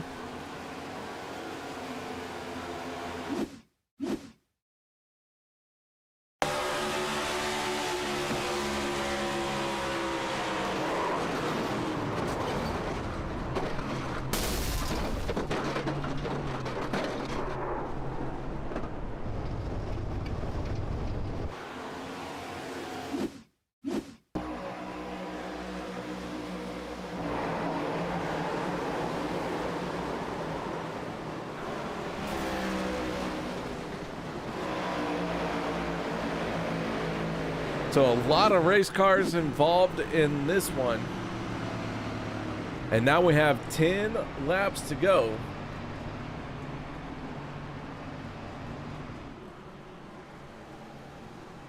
And in the booth with me is none other than the oh so handsome, the oh so vociferous wordsmith himself. That is none other than Peter DeBorgia. Peter, how you doing, bud? Well, I've been watching this from the chat for quite a while. It's man, I'm glad we don't pay you by the hour. I'll tell you what. I know what you're all thinking. It feels like this is a long race, and it does. But at least they're pacing at 90 miles an hour, right? I mean, that's pretty good. When you get those laps off a little bit quicker. It's not the longest race I've done on a Wednesday night yet. Well, we got plenty of time and some green whites to go. The thing that also makes this tough is if we were racing this on Mondays, this would be an 84-lap race instead of a 100-lap race. But Wednesdays, nope, 70 across the board. Doesn't matter the venue. So this definitely feels like the longest, but that's because it also is because of the distance as well. Yeah, it's a long one for sure, but it has not been the longest Wednesday night race. So I'm doing all I can, Peter, to fill the gap, but you know, you've been watching for a while and you're stepping up here. Tell me what you've been seeing as a driver. You're a driver for sure, but you're no stranger to the booth. So can you give us a breakdown of what's going on out there tonight? Yeah, I mean, everyone was kind of worried about the truck being the vehicle on Mondays. We were going to do a lot of pushing there, where it was going to be the third car or fourth car in line doing the pushing, and then you really just to make sure that you're completely stable. These are cranked up another notch in that same vein. And what I've noticed tonight actually isn't the leaders getting super aggressive and throwing really aggressive black. I mean, there's been a couple of things, but realistically, it's just been the guys who were really inexperienced in the car. I don't know if they didn't get a lot of practice, if they didn't change their steering ratios, or didn't change their force feedbacks, but a lot of people clipping the apron, a lot of people wiggling the lines. These cars go about 40 miles an hour slower than the B car around here. They should be much easier to handle. They're much easier to slow down. They're much easier to just to drive in general, especially on pit entry and pit exit, but that hasn't really mattered much tonight. What's been the case is it looks like guys aren't clear when they think they are in the middle of the pack, or they can't hold their line in the turn. It's just getting a little sloppy there. So I'm hoping that, you know, this is the trial where they learn, hey, I got to put some more time in with this car. This is going to be a stalwart of the series, and it's going to be in the rotation, and I have to come across this every 4 races or so. That I got to put in the time and learn the next gen, because it looks like there's a handful of guys that have been at the front for the most part all night. They know how to push, and then there's other guys who have just been almost seemingly in every single crash.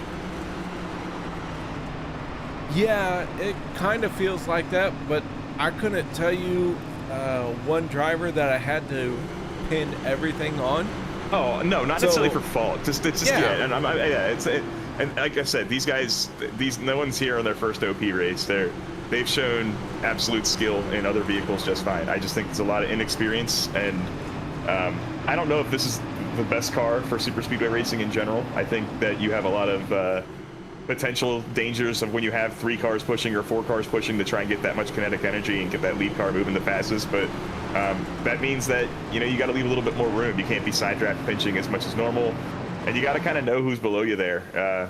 You know, if you don't know if that guy below you there knows how to hold a line here, that's the problem. A lot of guys here use those seams that you see right now driving around. Here we are in turn 3 and 4 as kind of like lane markers, but that's not the lowest you can go. You can definitely fit 2 cars side by side in that before that second seam, but that kind of just messes up people's eye lines there. So I'm gonna let you lead us off to this restart here. All right, here we go. Green flag back out in the air. We are underway once again with 8 laps to go, and this one starting to wind down. I'm watching this on YouTube because I can't. Oh wait, and you're sharing the screen. Cool. All right, cool. I was gonna try and predict the caution 8 seconds before it came out on YouTube, but look at Dave Hunt and Dave Overstreet there on the bottom. You got the 2 new teammates there. Well, actually, they've been there for a season now. Over there at Checker Flag Motorsport, holding the bottom line. Can't tell who that is behind them there. In that yellow car, is that Richard Sanchez as well? The 510 of Richard Sanchez. He's been in a few things tonight and has managed to keep that car together. These cars do handle wrecks really good, and I don't know if that's also a problem for this track, because they got 2 fast repairs here for this ISS. We usually give 2 at this track and only 1 everywhere else.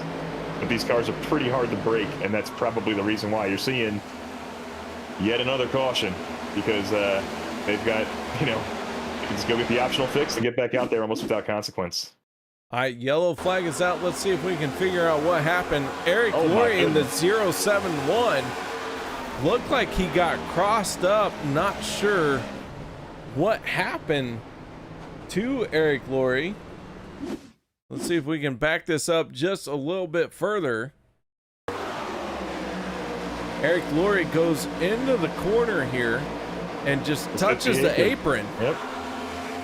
Beats you up, and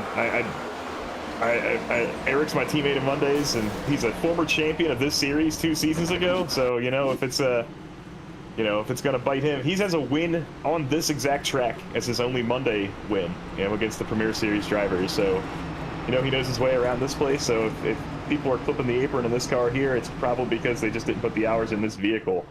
Eric certainly knows how to drive on iRacing, and certainly knows how to his way around this track, but it's got to be just the steering ratio stuff is a little bit different. The speed is obviously a little bit different as well, and you know, if it bites those kind of drivers, it can get anybody. All right, well, we are down with going to be 6 laps to go this time around. So Peter, glad you're up here to wrap this up, but question for you, how come you're not on the speedway here tonight? I'm lucky tonight and able to be in the booth that my daughter went to the beach with my mom earlier today. So I've actually taken a little bit of a break from iRacing. I'm only racing 1 night a week. on Mondays, and just enjoying the show when I can on my phone or down here at the PC if I'm doing some other things. But yeah, just was getting a little burned out. Some other drivers I've noticed who were driving way more than me would just go cold turkey off of everything, and I kind of didn't want to do that. I still enjoy the camaraderie and all my friends that I race with, but I didn't want to burn myself out. I kind of wanted to scale back a little bit. So this is a safer seat. I think if I'm down there in that car right now, I'm probably way more frustrated with how my evening's going. So I'll tell you what, you know what? It's weird how things kind of relate.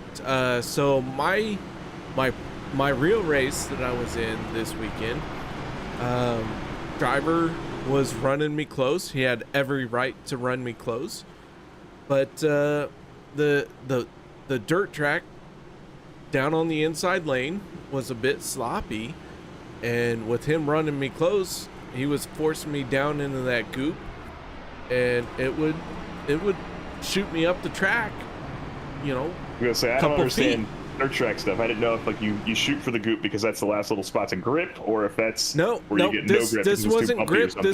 This was slick. Okay. Right. So this was in a heat race, and you know you want to run it tight, you want to run it hard, and everything's all well and good. But you know, if you're gonna run someone tight and force them down into the slop, but then expect them to be able to hold their line, you know, you're asking for quite a bit. And I feel like I did the best that I could while down in the slop, being forced down there by a driver. But after I made contact with this driver, my right rear tire to his left front, you know, or about that, you know, I made some contact and he showed his displeasure. And, you know, my response was, I get it. You know, it's some give and take, but, you know, how can you run me that tight but not expect me not to hit you? Right. I mean, that's definitely a tough spot to be there when you're, especially, you know, cutting the checks for all the repairs in your own car and buying all the new parts. Absolutely. I need a new wing because of it now. Yeah. Yep. But you know what? How long is a sprint race that you do, like a sprint cup race or a sprint car race? Like, how long are you out there on the track? Heat race is 10 laps. Our features are about 20. Okay. If you had to run 70 laps here and 30 or 40 of them were under caution, do you think by this point in the night you'd just be kind of tired and losing focus and just a bit zoned out? You're not losing focus. You're so frustrated that you want to get everything you can. And Peter, I don't know if you've heard me talk about it, but you want to get everything you can in the 1 to 2 seconds that you have a green flag. Oh yeah. And so everybody is absolutely on edge, and it's all about take, and there's no give. And that's all a product of this many cautions in this race. I've said it multiple times here in the broadcast. They're just out there to get everything they can, and it's creating more issues. But green flag is out. Maybe we have a shot here to get through this race without another yellow. 4 laps to go, Peter. What do you think? Restarting in the same formation here, checkered flag guys in the bottom, looking at Eagles and Workman split in the middle, and then aborting that plan. I didn't think that was going to work out because you could expect the guys under, you know, right above you to know you're 3 wide, but you can't expect cars like Andy Brigante, Zach Fritz, a little bit further up the road to know that their pushers are now been taken 3 wide, and that's going to always create kind of a triangle of a storm there. And there it goes. You can see your right rear there. Sanchez got turned in front of the field. Big wreck on the backstretch there. Ooh. So yellow flag comes out once again. It's one of those things, man, where when you leave the bottom lane here, like just a little bit, because you've got the natural movement of the car wants to come up off the yellow a little bit. At that exact same instant, usually there's a car in the top lane who's thinking of either split in the middle or another group going high, and you don't know you're 3 wide sometimes, or 4 wide even. The iRacing spotters are only going to tell you 3. That's what they'll max out at. You don't have a spotter really telling you how many feet away or how much space you got to work with. And then if you move up and your 2 pushers need to move up, they also got to be clear. And it looks like there was just a little bit too little space there between, looks like the 44, the 19, and the 510. Got a lot of other cars mixed up in that. It looks like it's like Ryan didn't get too much damage there. Oh, never mind. It came right off the 44. Those guys are teammates. That certainly wasn't any kind of like aggressive move, or he was trying to make a move there and get around him. He was just trying to get locked bumpers with the 510. That might be a steering ratio issue. That might be just unfamiliarity there, but those guys are obviously working together. They're in the same Discord and teammates on Monday night. It looks like the 44 was getting pushed by the 19 into the 510, and the 510 just kept it a little bit lower, and the 44 was along for the ride and wasn't squared up with the guy in front of him yet. But that's what you got to do. You got to push the pusher and push the pusher to stay, you know, at the same speed as the group next to you. I want to go back to Ed's point he made a little bit ago. He said that they're the easiest cars to drive and draft. I race in open leagues, and these cars are awesome, especially in super speedway tracks. Ed, I completely agree with you in officials. I 100% agree with that. No one gets fast repairs. Everyone's worried about iRating and safety rating. There's so much more consequence to that, right? Like, you got tore up in an early crash there, and you lose a bunch of points. You might not be able to race these cars anymore. Or you lose a bunch of iRating points and end up in lower splits as a result. These guys, they think, oh, well, I just got 2 minutes of optional fix, and I'm still going to keep it in the pack, and I still have 2 more cars in the truck. Like, I didn't even hear that much lift in there. He was just sending it through there. I mean, he made it by. That was a pretty good move, but these cars got good brakes on them. I don't know. I think I would have slowed it down a little bit there. Well, I mean, I'm saying 2 fast repairs. These things are basically indestructible. Look at all the cautions we have, and look how pretty these cars still are. Right? No one's up there with a modified. How many cautions we've had, and how many cars are still on the lead lap? Yeah, they're flawless. Everyone's driving like effectively damages off. I mean, because that's what's happening. I mean, they go get them fixed immediately, and yeah, it's. Is there even a lucky dog here? Is everyone who's still out there? We've used it a couple of times. Okay. All right, so with that being said, I am going to step away to get the final drink of the night, and that's ice cold water from the mountains. Don't judge me. Here. Just leave a video up. I'll talk for a little bit. You don't have to go to a commercial. Oh, all right. I definitely. All right. I'm on the wagon. I'm not trying to buy any Burger King. Don't hit me with that advertising. All right, fine. All right, I'll be right back. I'll leave you in the capable hands of Mr. Peter DeBorgia. All right, you're in the capable hands of KR's camera settings here.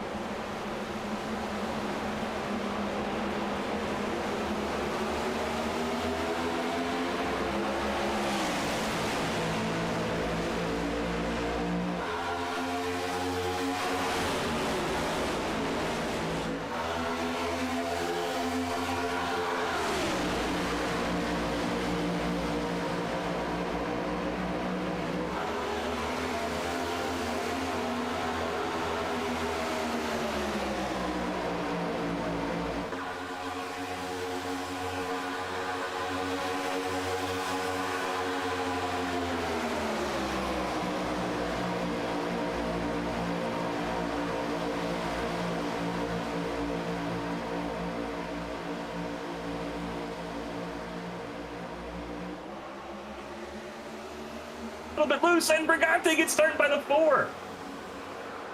Big wreck coming out of 4. Lots of front runners tore up in that one. And the camera's just going to point at the leader. It did. It did. Would you have to run to the store for the drink? Would you believe me if I said that your mic was muted the whole time? Oh, awesome. Why was that? I hit the wrong button when I walked away. Oh my gosh, man.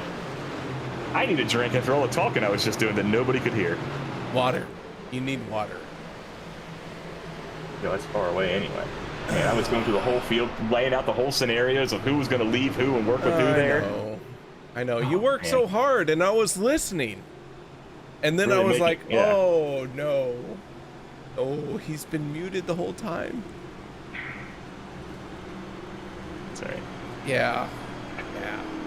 Listen, if we're honest, tonight's broadcast has matched tonight's race. Oh, don't say that. That's not nice to the drivers. They're much better than our broadcast. I'm sorry. I was trying to pump myself up. You're right. Honestly, I think, like, let's see what happened here in that wreck. If we can go back to that replay, I think that's going to be something to watch for here, because that was a lot of cars that got tore up there. Maybe these guys are finally running out of faster pairs. Look at this, the 12 cars in P2. Is he pitting here to get damage fixed?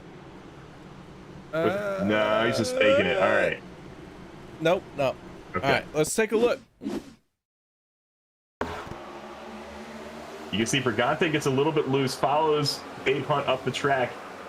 Mark Mann getting pushed at the same time, goes for the gap under him. He can't lift. He's got a car right on him, pushing him at the same time. You got to hold your spot in line there. It's really tough to do that. But it's also, you know, I don't know what Mark's supposed to do. Because if he lifts there, he gets bumped and turned around, right? Like, there's two things happening at the same time. He's got the 2 car he's worried about pushing him. It's just it's a tough situation there. And I think that a lot of it comes down to people not being the best necessarily at holding lines in these cars. If that's a steering ratio adjustment or force feedback deal, these cars feel totally different when you hop in them for the first time. And if they just didn't get the things dialed into their liking, I can totally see how. But that's not a typical racing line you're going to see out of Dave Hunt, right? That guy won the race last week. That's not what he's going to. You know, he's drifting up Overstreet. He's an OP veteran, scooting down, scooting up there a little bit. It's just the cars are a little bit tricky. You can see Overstreet gets a little bit loose, causes the check up, and then it's just too fast for the 04 to be able to get off the 13.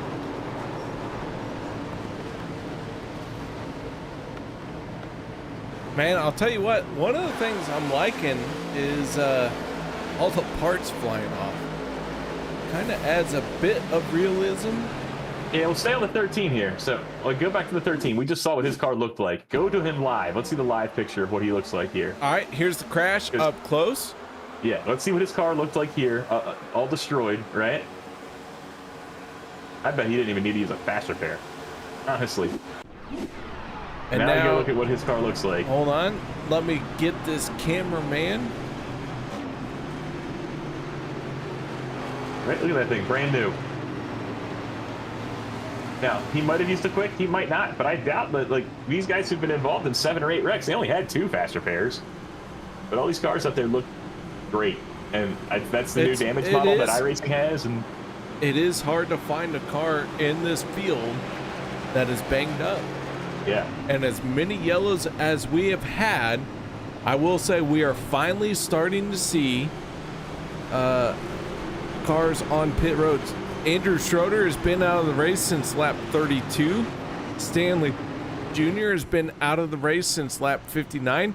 He's been sitting on pit road trying to get back out there. David Booth in the 77 has been out of the race since lap 62. Sean McCarris sitting on pit road since lap 66. Lynn McNeese since lap 72. So these guys have all been sitting on pit road digging hard to try and fix it. No one's given up just yet. Well, Sean McCarra is still, you said he's on pit road. Looks like he's still in the Discord chat there. So I wonder if he's doing some spotting. He's got a big group of pals working with him there, both the Crosbys, Neagles, Nate Warren, Vicente, Zach Fritz, Zach Workman. I wonder if he's just trying to be the eyes and ears of everybody there and let them know what's kind of manifesting, because these cars we've seen, 2 of them's not enough. But that group of 2 on the top wasn't really enough to make a whole lot of noise. You need that third car to push it in really tandem and get them rolling. You need to know where your friends are, and you need to know where your enemies are going, and try to make sure that you can prevent them from getting hooked up. So as we get to this restart here, I see both those Zachs and Neagles all lined up on the outside. They're all on the same Discord. I see Dave Hunt and Dave Overstreet there, second and third now on the bottom line. They're not leading that anymore, with Harold Rotherty out in front again. Jeff Crosby, 5th car in line in the second one. See if he can get up to the Zachs and Cody as well, because they are all working together. I expect that top line to really get some noise going as Neagles is peeking to the inside before we can get the green. And here we go. How many laps do you have to go, KR? It shows 2 laps to go. I do believe this is our second and final attempt at a green-white checkered. You're only sharing me the iRacing replay, so I have none of the intel. Now, first I'm not allowed to talk. Now I'm not allowed to know how many laps are left. I'm sharing you everything I can. All right, it's the outside lines trying to get formed up here. Oh, Workman turns Fritz! 12. Oh, my goodness. Around goes Zach. Yellow flag comes out. Harold Rothery. Oh, my goodness. And Gabe Butler gets turned after the caution came out. After the caution came out, he gets turned there. Looks like, if you're right, that this is the last green white, and this is going to be a W for the 18. He's going to lock himself into the playoffs. What a battle. And I'll tell you what, Harold Rothery, if he wins this race, he's going to win it from pole and be the dominant car from the start of this race. Fell behind. And his first OP win. That would be his first OP win over here. And that would be a huge deal. It is going to end under yellow. Well, man. I mean, I guess that's fitting based on the race that we had here tonight. But wow, that I can't imagine what that Discord sounds like right now with the 2 Zachs there. You go to our Facebook page and you look at the top of the screen and you see the 19 and the 12 side by side. The 12's the defending champion into the series. The 19's the defending champion on Mondays. Their teammates, team owner Josh Milam, probably not happy to see that many cars get tore up in one incident. And both of them just like that. Defending champions of our series, working together there. I don't know if the 6 kind of got the 19 swirly a little bit first. It's hard to tell. But man, that's got to be a tough one to swallow. Ooh, speaking of swallowing, I swallowed good camera angle there. That's nice. Perfect. Love seeing turn 2. Oh, cool. That's awesome too. Right? Don't judge. I can only do so much. Okay, so it looks to me like the 6 is pushing the 19, and the 12 is trying to prevent the split. I don't know if he was a little bit lower than where the 19 was going there, but they just didn't hit square. And it's just tough to stay square, I guess, through these turns, because even our best driver, you can see right now, the 19 is already a little bit lower. The 44 is pushing the 6. It pushes the 19 a little bit high. And when he finally gets back to the 12, they're not square anymore.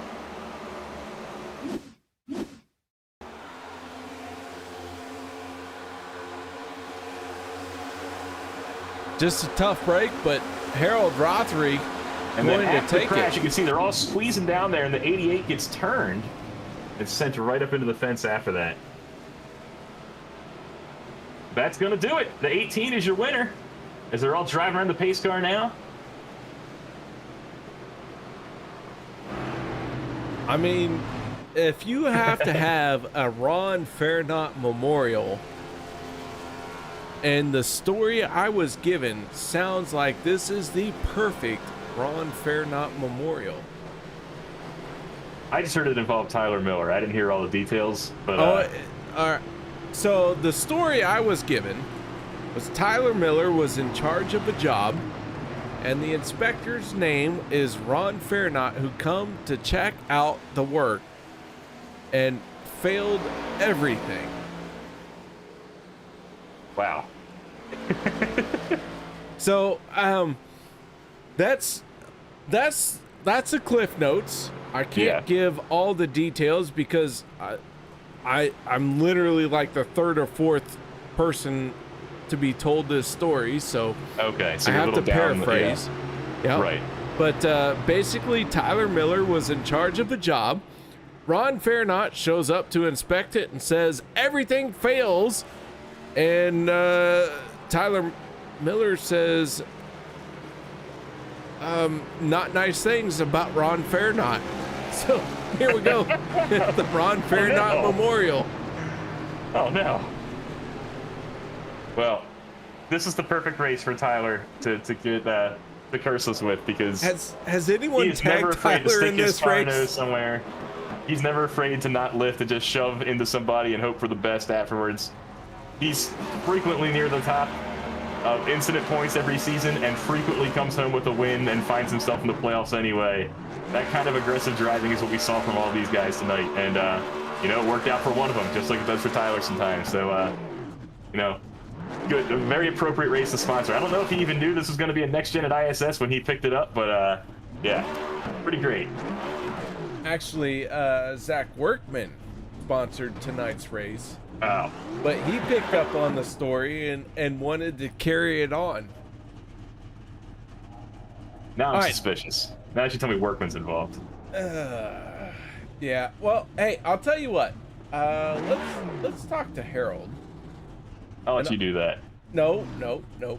That's all you. Give me All right, cool. just give me a moment to get him in here. All right, and then you I'm gonna figure out gonna what the let you microphone talk button to him. does? You gonna leave my mic on this time, KR? I'm gonna leave it on. Awesome. Harold, I'm sure you got to get out of here and you're going to get ready for work because we've been here so long. But if you got a moment, tell us about that win, man. Your first OP win. How's it feel, bud? Oh, it's great. That's anytime you get a win with these guys, you're doing something right. I guess I was lucky tonight, though. These guys are it's good competition, and I just I try to stay clean and learn from these guys because they got a lot to teach. Looks like a lot of people got a lot to learn after tonight too.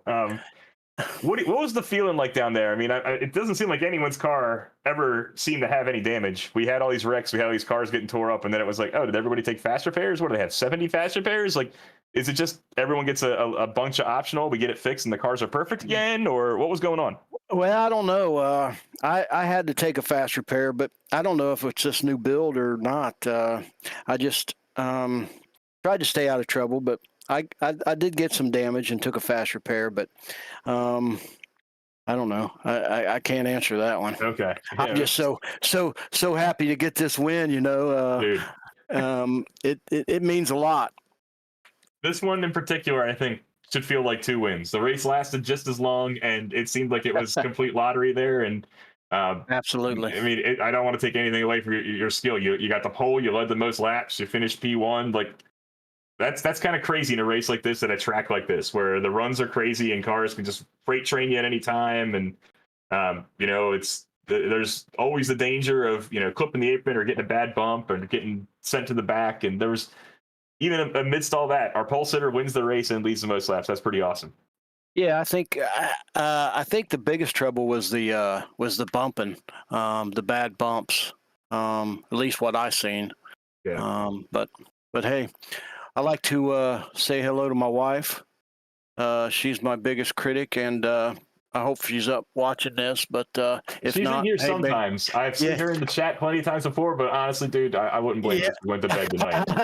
yeah. So say hey to her. Yep. Love you, babe. And my mom and dad, they watch every night. And you guys put a hell of a broadcast, and to all the sponsors. Everybody in this league is just so helpful, and I just try to learn from these guys, and we'll go on to the next one. All right, man. Well, you're in the playoffs now with that win. Just got to show up and make enough starts. And awesome. Yeah, man. Great job. And yeah, best of luck. Thanks. Can't wait to see you out there next week, bud. Hey, thanks, Peter. Have a great night, man. You too. All right, there you have it. Our race winner. That is none other than the 18 of Harold Rothery. And Peter, happy to report, mics were hot that whole time. Oh, awesome. All right, now let's move on to second place finisher. That is the driver of the 46, and I have caught up with him. Mr. Overstreet. That 46 machine comes home in second place. Tell us a little bit about your race here tonight. Well, we followed the same strategy we did on the first stage there, and just stayed out on the fuel and was gambling on the fuel, and it worked. They just lost the lead there on that one restart. And other than that, yeah, I was going to make the move out of 4, but caution fell again. So, All right, man. Well, I'll tell you what, this seemed like a bit of a rough race to have out there tonight, but somehow that 46 looked like you were involved in a couple crashes here tonight, but survive and you're still out there. Yeah, I was telling the guys in one of the cautions there, that was the most comfortable I've ever felt here in a car. The easiest car ever to drive here, so I don't really know why all the cautions were happening. So, but you'll have those races from time to time, so just have to learn from those and try it again. David, it's Peter DeBorgia up in the booth. A few of the wrecks that we saw tonight happened because I think cars were clipping the apron, or guys that we see that are really, really good, just not being lined up with the guy behind them and stuff like that. Do you think it was just lack of experience in the car, or do you think it was like steering ratio or new damage? Do you think that people were just taking too many chances? I don't know. It's kind of tough to tell if it was just aggression or if it was driver error most of the time. I saw a few people get on the apron. Then in these cars, you was pushing the pusher a lot, and if the middle car lifts and you don't know it, that's how I think most of the checkups are happening. Yeah. Because I actually almost spun Stanley Jr. that one time because I was getting pushed from behind. So other than that, I don't really know what was causing all the wrecks. But like I said, that was the easiest car in the world to drive here. So it seems like that. Yeah, I said that coming in. I had high hopes for this race. I was like, the pit entry is easy. The car slows down nicely. It doesn't drift up nearly. The right front stays together for the most part. Pit exit's easy to navigate too. Like, I thought this was going to be a real nice race to showcase what this car is about. But I think the lack of experience, maybe the steering ratio is not being dialed in. And like you said, the push to pusher stuff in the trucks, it seems like the trucks just are so much easier to save. Like when they get a little bit loose. And I think that's what kind of caused a lot of the problems here. People were giving the bumps like they give in the trucks, which is what you need to go fast. But, when you have that inexperience, sometimes you can't save all those turns that we're getting. yeah, it felt like if you had two cars pushing together, it was fine. But when you added the third one on the back, just the middle one just got out of control. You couldn't control anything. Well, man, you did a great job bringing it home, P2. Shout outs, thank yous. If you got time before you need to go to sleep, I know that was a long one. Yeah, like 4:20 in the a.m. Comes pretty early. Thank everybody for tuning in tonight, and thank everybody that sponsored the race. I don't know who that was. I think it was Tyler Miller or something. So, and thank everybody who raced with tonight, and congrats to Dave Hunt for third and Harold in the win there tonight. And of course, you all in the booth. All right, there you have it. David Overstreet, driver of the number 46, bringing it home in second place. But we have one more driver to talk to. And Peter, I believe you've caught up with him. Dave Hunt, you still awake, bud? Oh, I'm still here. Oh, man. Third place after a race like this. It's pretty good to feel like that. And get out here with a lot of points. But you already had the win last week. I mean, you were out here just helping some teammates and stuff there. And you seemed like you were glued to the back of your teammate there in the 46. And you guys were up front for a lot at the end. And were able to survive the carnage and get 2 podium spots, man. How did it all work out?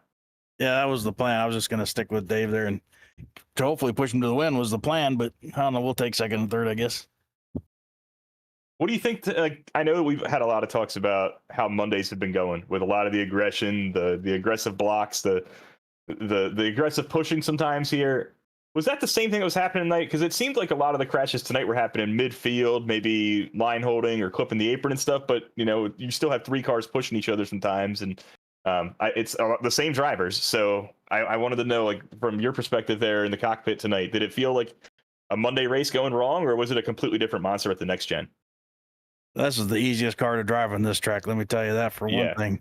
The issue is just people don't know what to do with their runs when they get one, because you just can't hold it to the floor, and you got to be selective on where you're going to place your car at. So that's the thing. When you get behind somebody, you just either want to stay there, and if you got room, you can make a move. But the safest thing is just to stay behind the guy and lift and just continue on and see where you end up. But yeah, I think a lot of issues we had tonight is people didn't know what to do with the runs that they had. Yeah, I mean, this car has insane runs for sure. It seems like you can pass 2 or 3 cars with the right run just on the outside of a couple of pushers there. Yep. Did the damage model play a big role too? It seemed like we had a billion crashes and so many cars getting torn up, and everyone's still on the lead lap and top speed at the end of the race. Is that too many fast repairs, or is it just so easy to get back to full speed with the optional getting fixed? I think it has to do with a little bit of both as far as the damage model on this thing. It doesn't hurt it too much. I did have to use one when the 48 got into me on the backstretch there. And then I was in another little scuff up, but that was only like 11 seconds. And I think I could even probably race without even getting it fixed, but I got it fixed. And yeah, it's just part of the damage model, the way they got this thing set up. So one would be plenty here, I would think. Well, I know they're still doing some calculations on stage points and whatnot, Dave, but you are far and away the points leader right now. After the results are getting put in here, it doesn't matter who wins the stage or how many points they put in that way. So points leader to 4 races, a win locked in. What's the outlook here from now to the rest of the season? I just make as many races as I can. I know I got some races I'm going to miss here in the future, but I'm going to try to make as many as I can, and then we'll see if I can make it in the championship there and go for that, because that'd be something I haven't done yet here. Yeah, you got the OP Elite Series.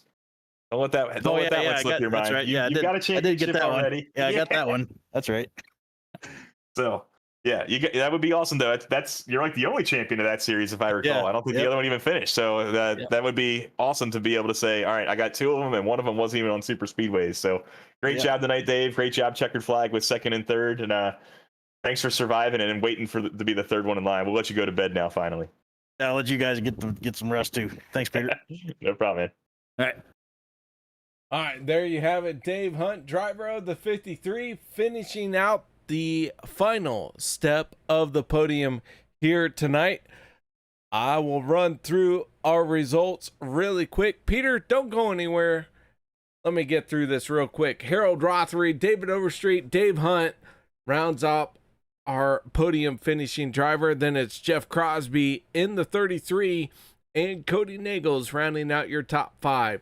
Anthony English, Jeff Crosby Sr., Vicente Guerrero, Steve Hoppett, and Andy Brigante rounding out your top 10. 11th place going to go to the driver of the 071, Eric Laurie, Ryan Decker, Brian Kimbler, Mark Mann, and Joshua Gaithright round out your top 15. 16th place goes to Richard Sanchez, Gabe Butler, Zach Workman, 17th and 18th. And 19th place going to go to none other than Zach Fritsch, Dana Shepard, 20th, 21st, Bubba Winningham, inside joke, Nate Warren, Les Levy, Alex Giffen. Yeah, Sorry. I was going to wait till after the broadcast to call you out on that one. I've done it like twice, but I've corrected myself every time I've done it. Oh, okay. I didn't know that you were aware at all. Gotcha. I was. I'm just too fast, too soon.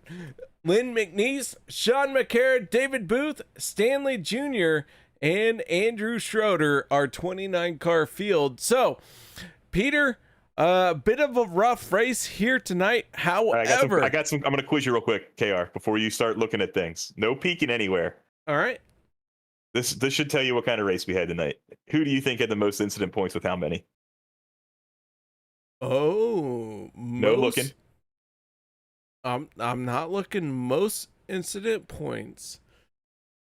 Gosh dang it, because you can get so many points.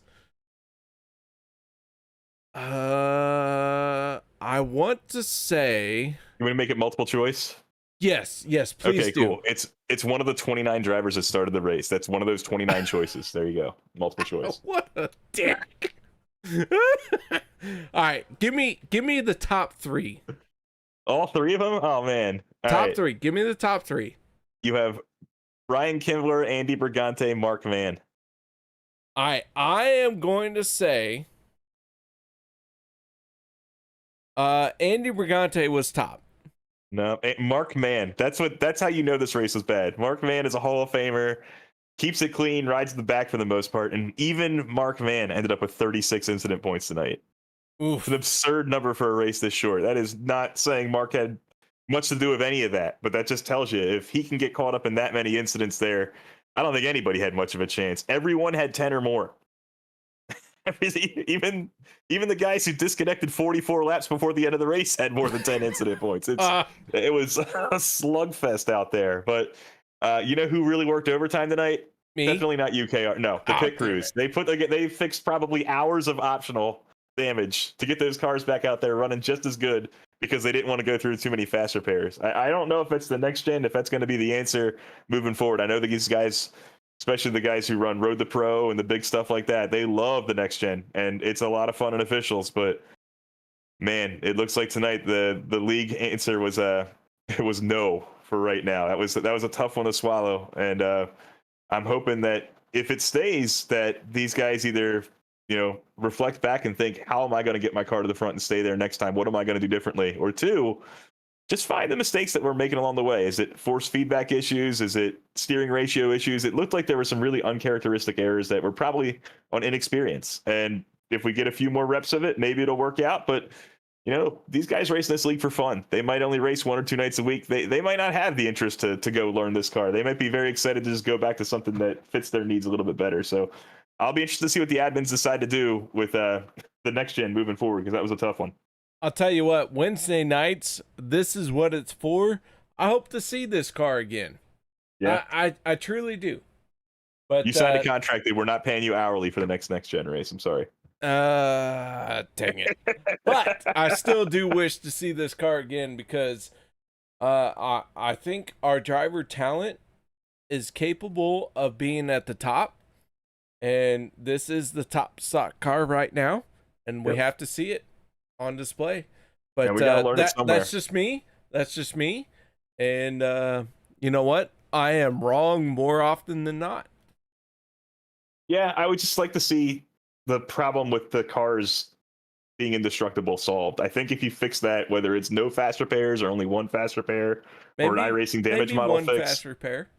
I feel like when you tell all these drivers out there that they're basically racing aggressively with no consequence, and they get a brand new vehicle after sitting in pit road for 30 seconds, that it's a lot easier to drive like a maniac then. And we're going to need to start either tying some car consequences to it, or points consequences or something like that, because the next gen seems to be way too forgiving for a lot of the aggression we saw out there tonight. Absolutely. So with that being said, guys, we are done here tonight. Peter, thank you very much for coming in and helping me close out this one. So guys, until next Monday night, I hope you all have a good night. Hope you all stay safe. So until then, I will see you next time. Whopper, Whopper, Whopper, Whopper, Junior, Double, Triple, Whopper, Impossible or Bacon Whopper, I rule this day.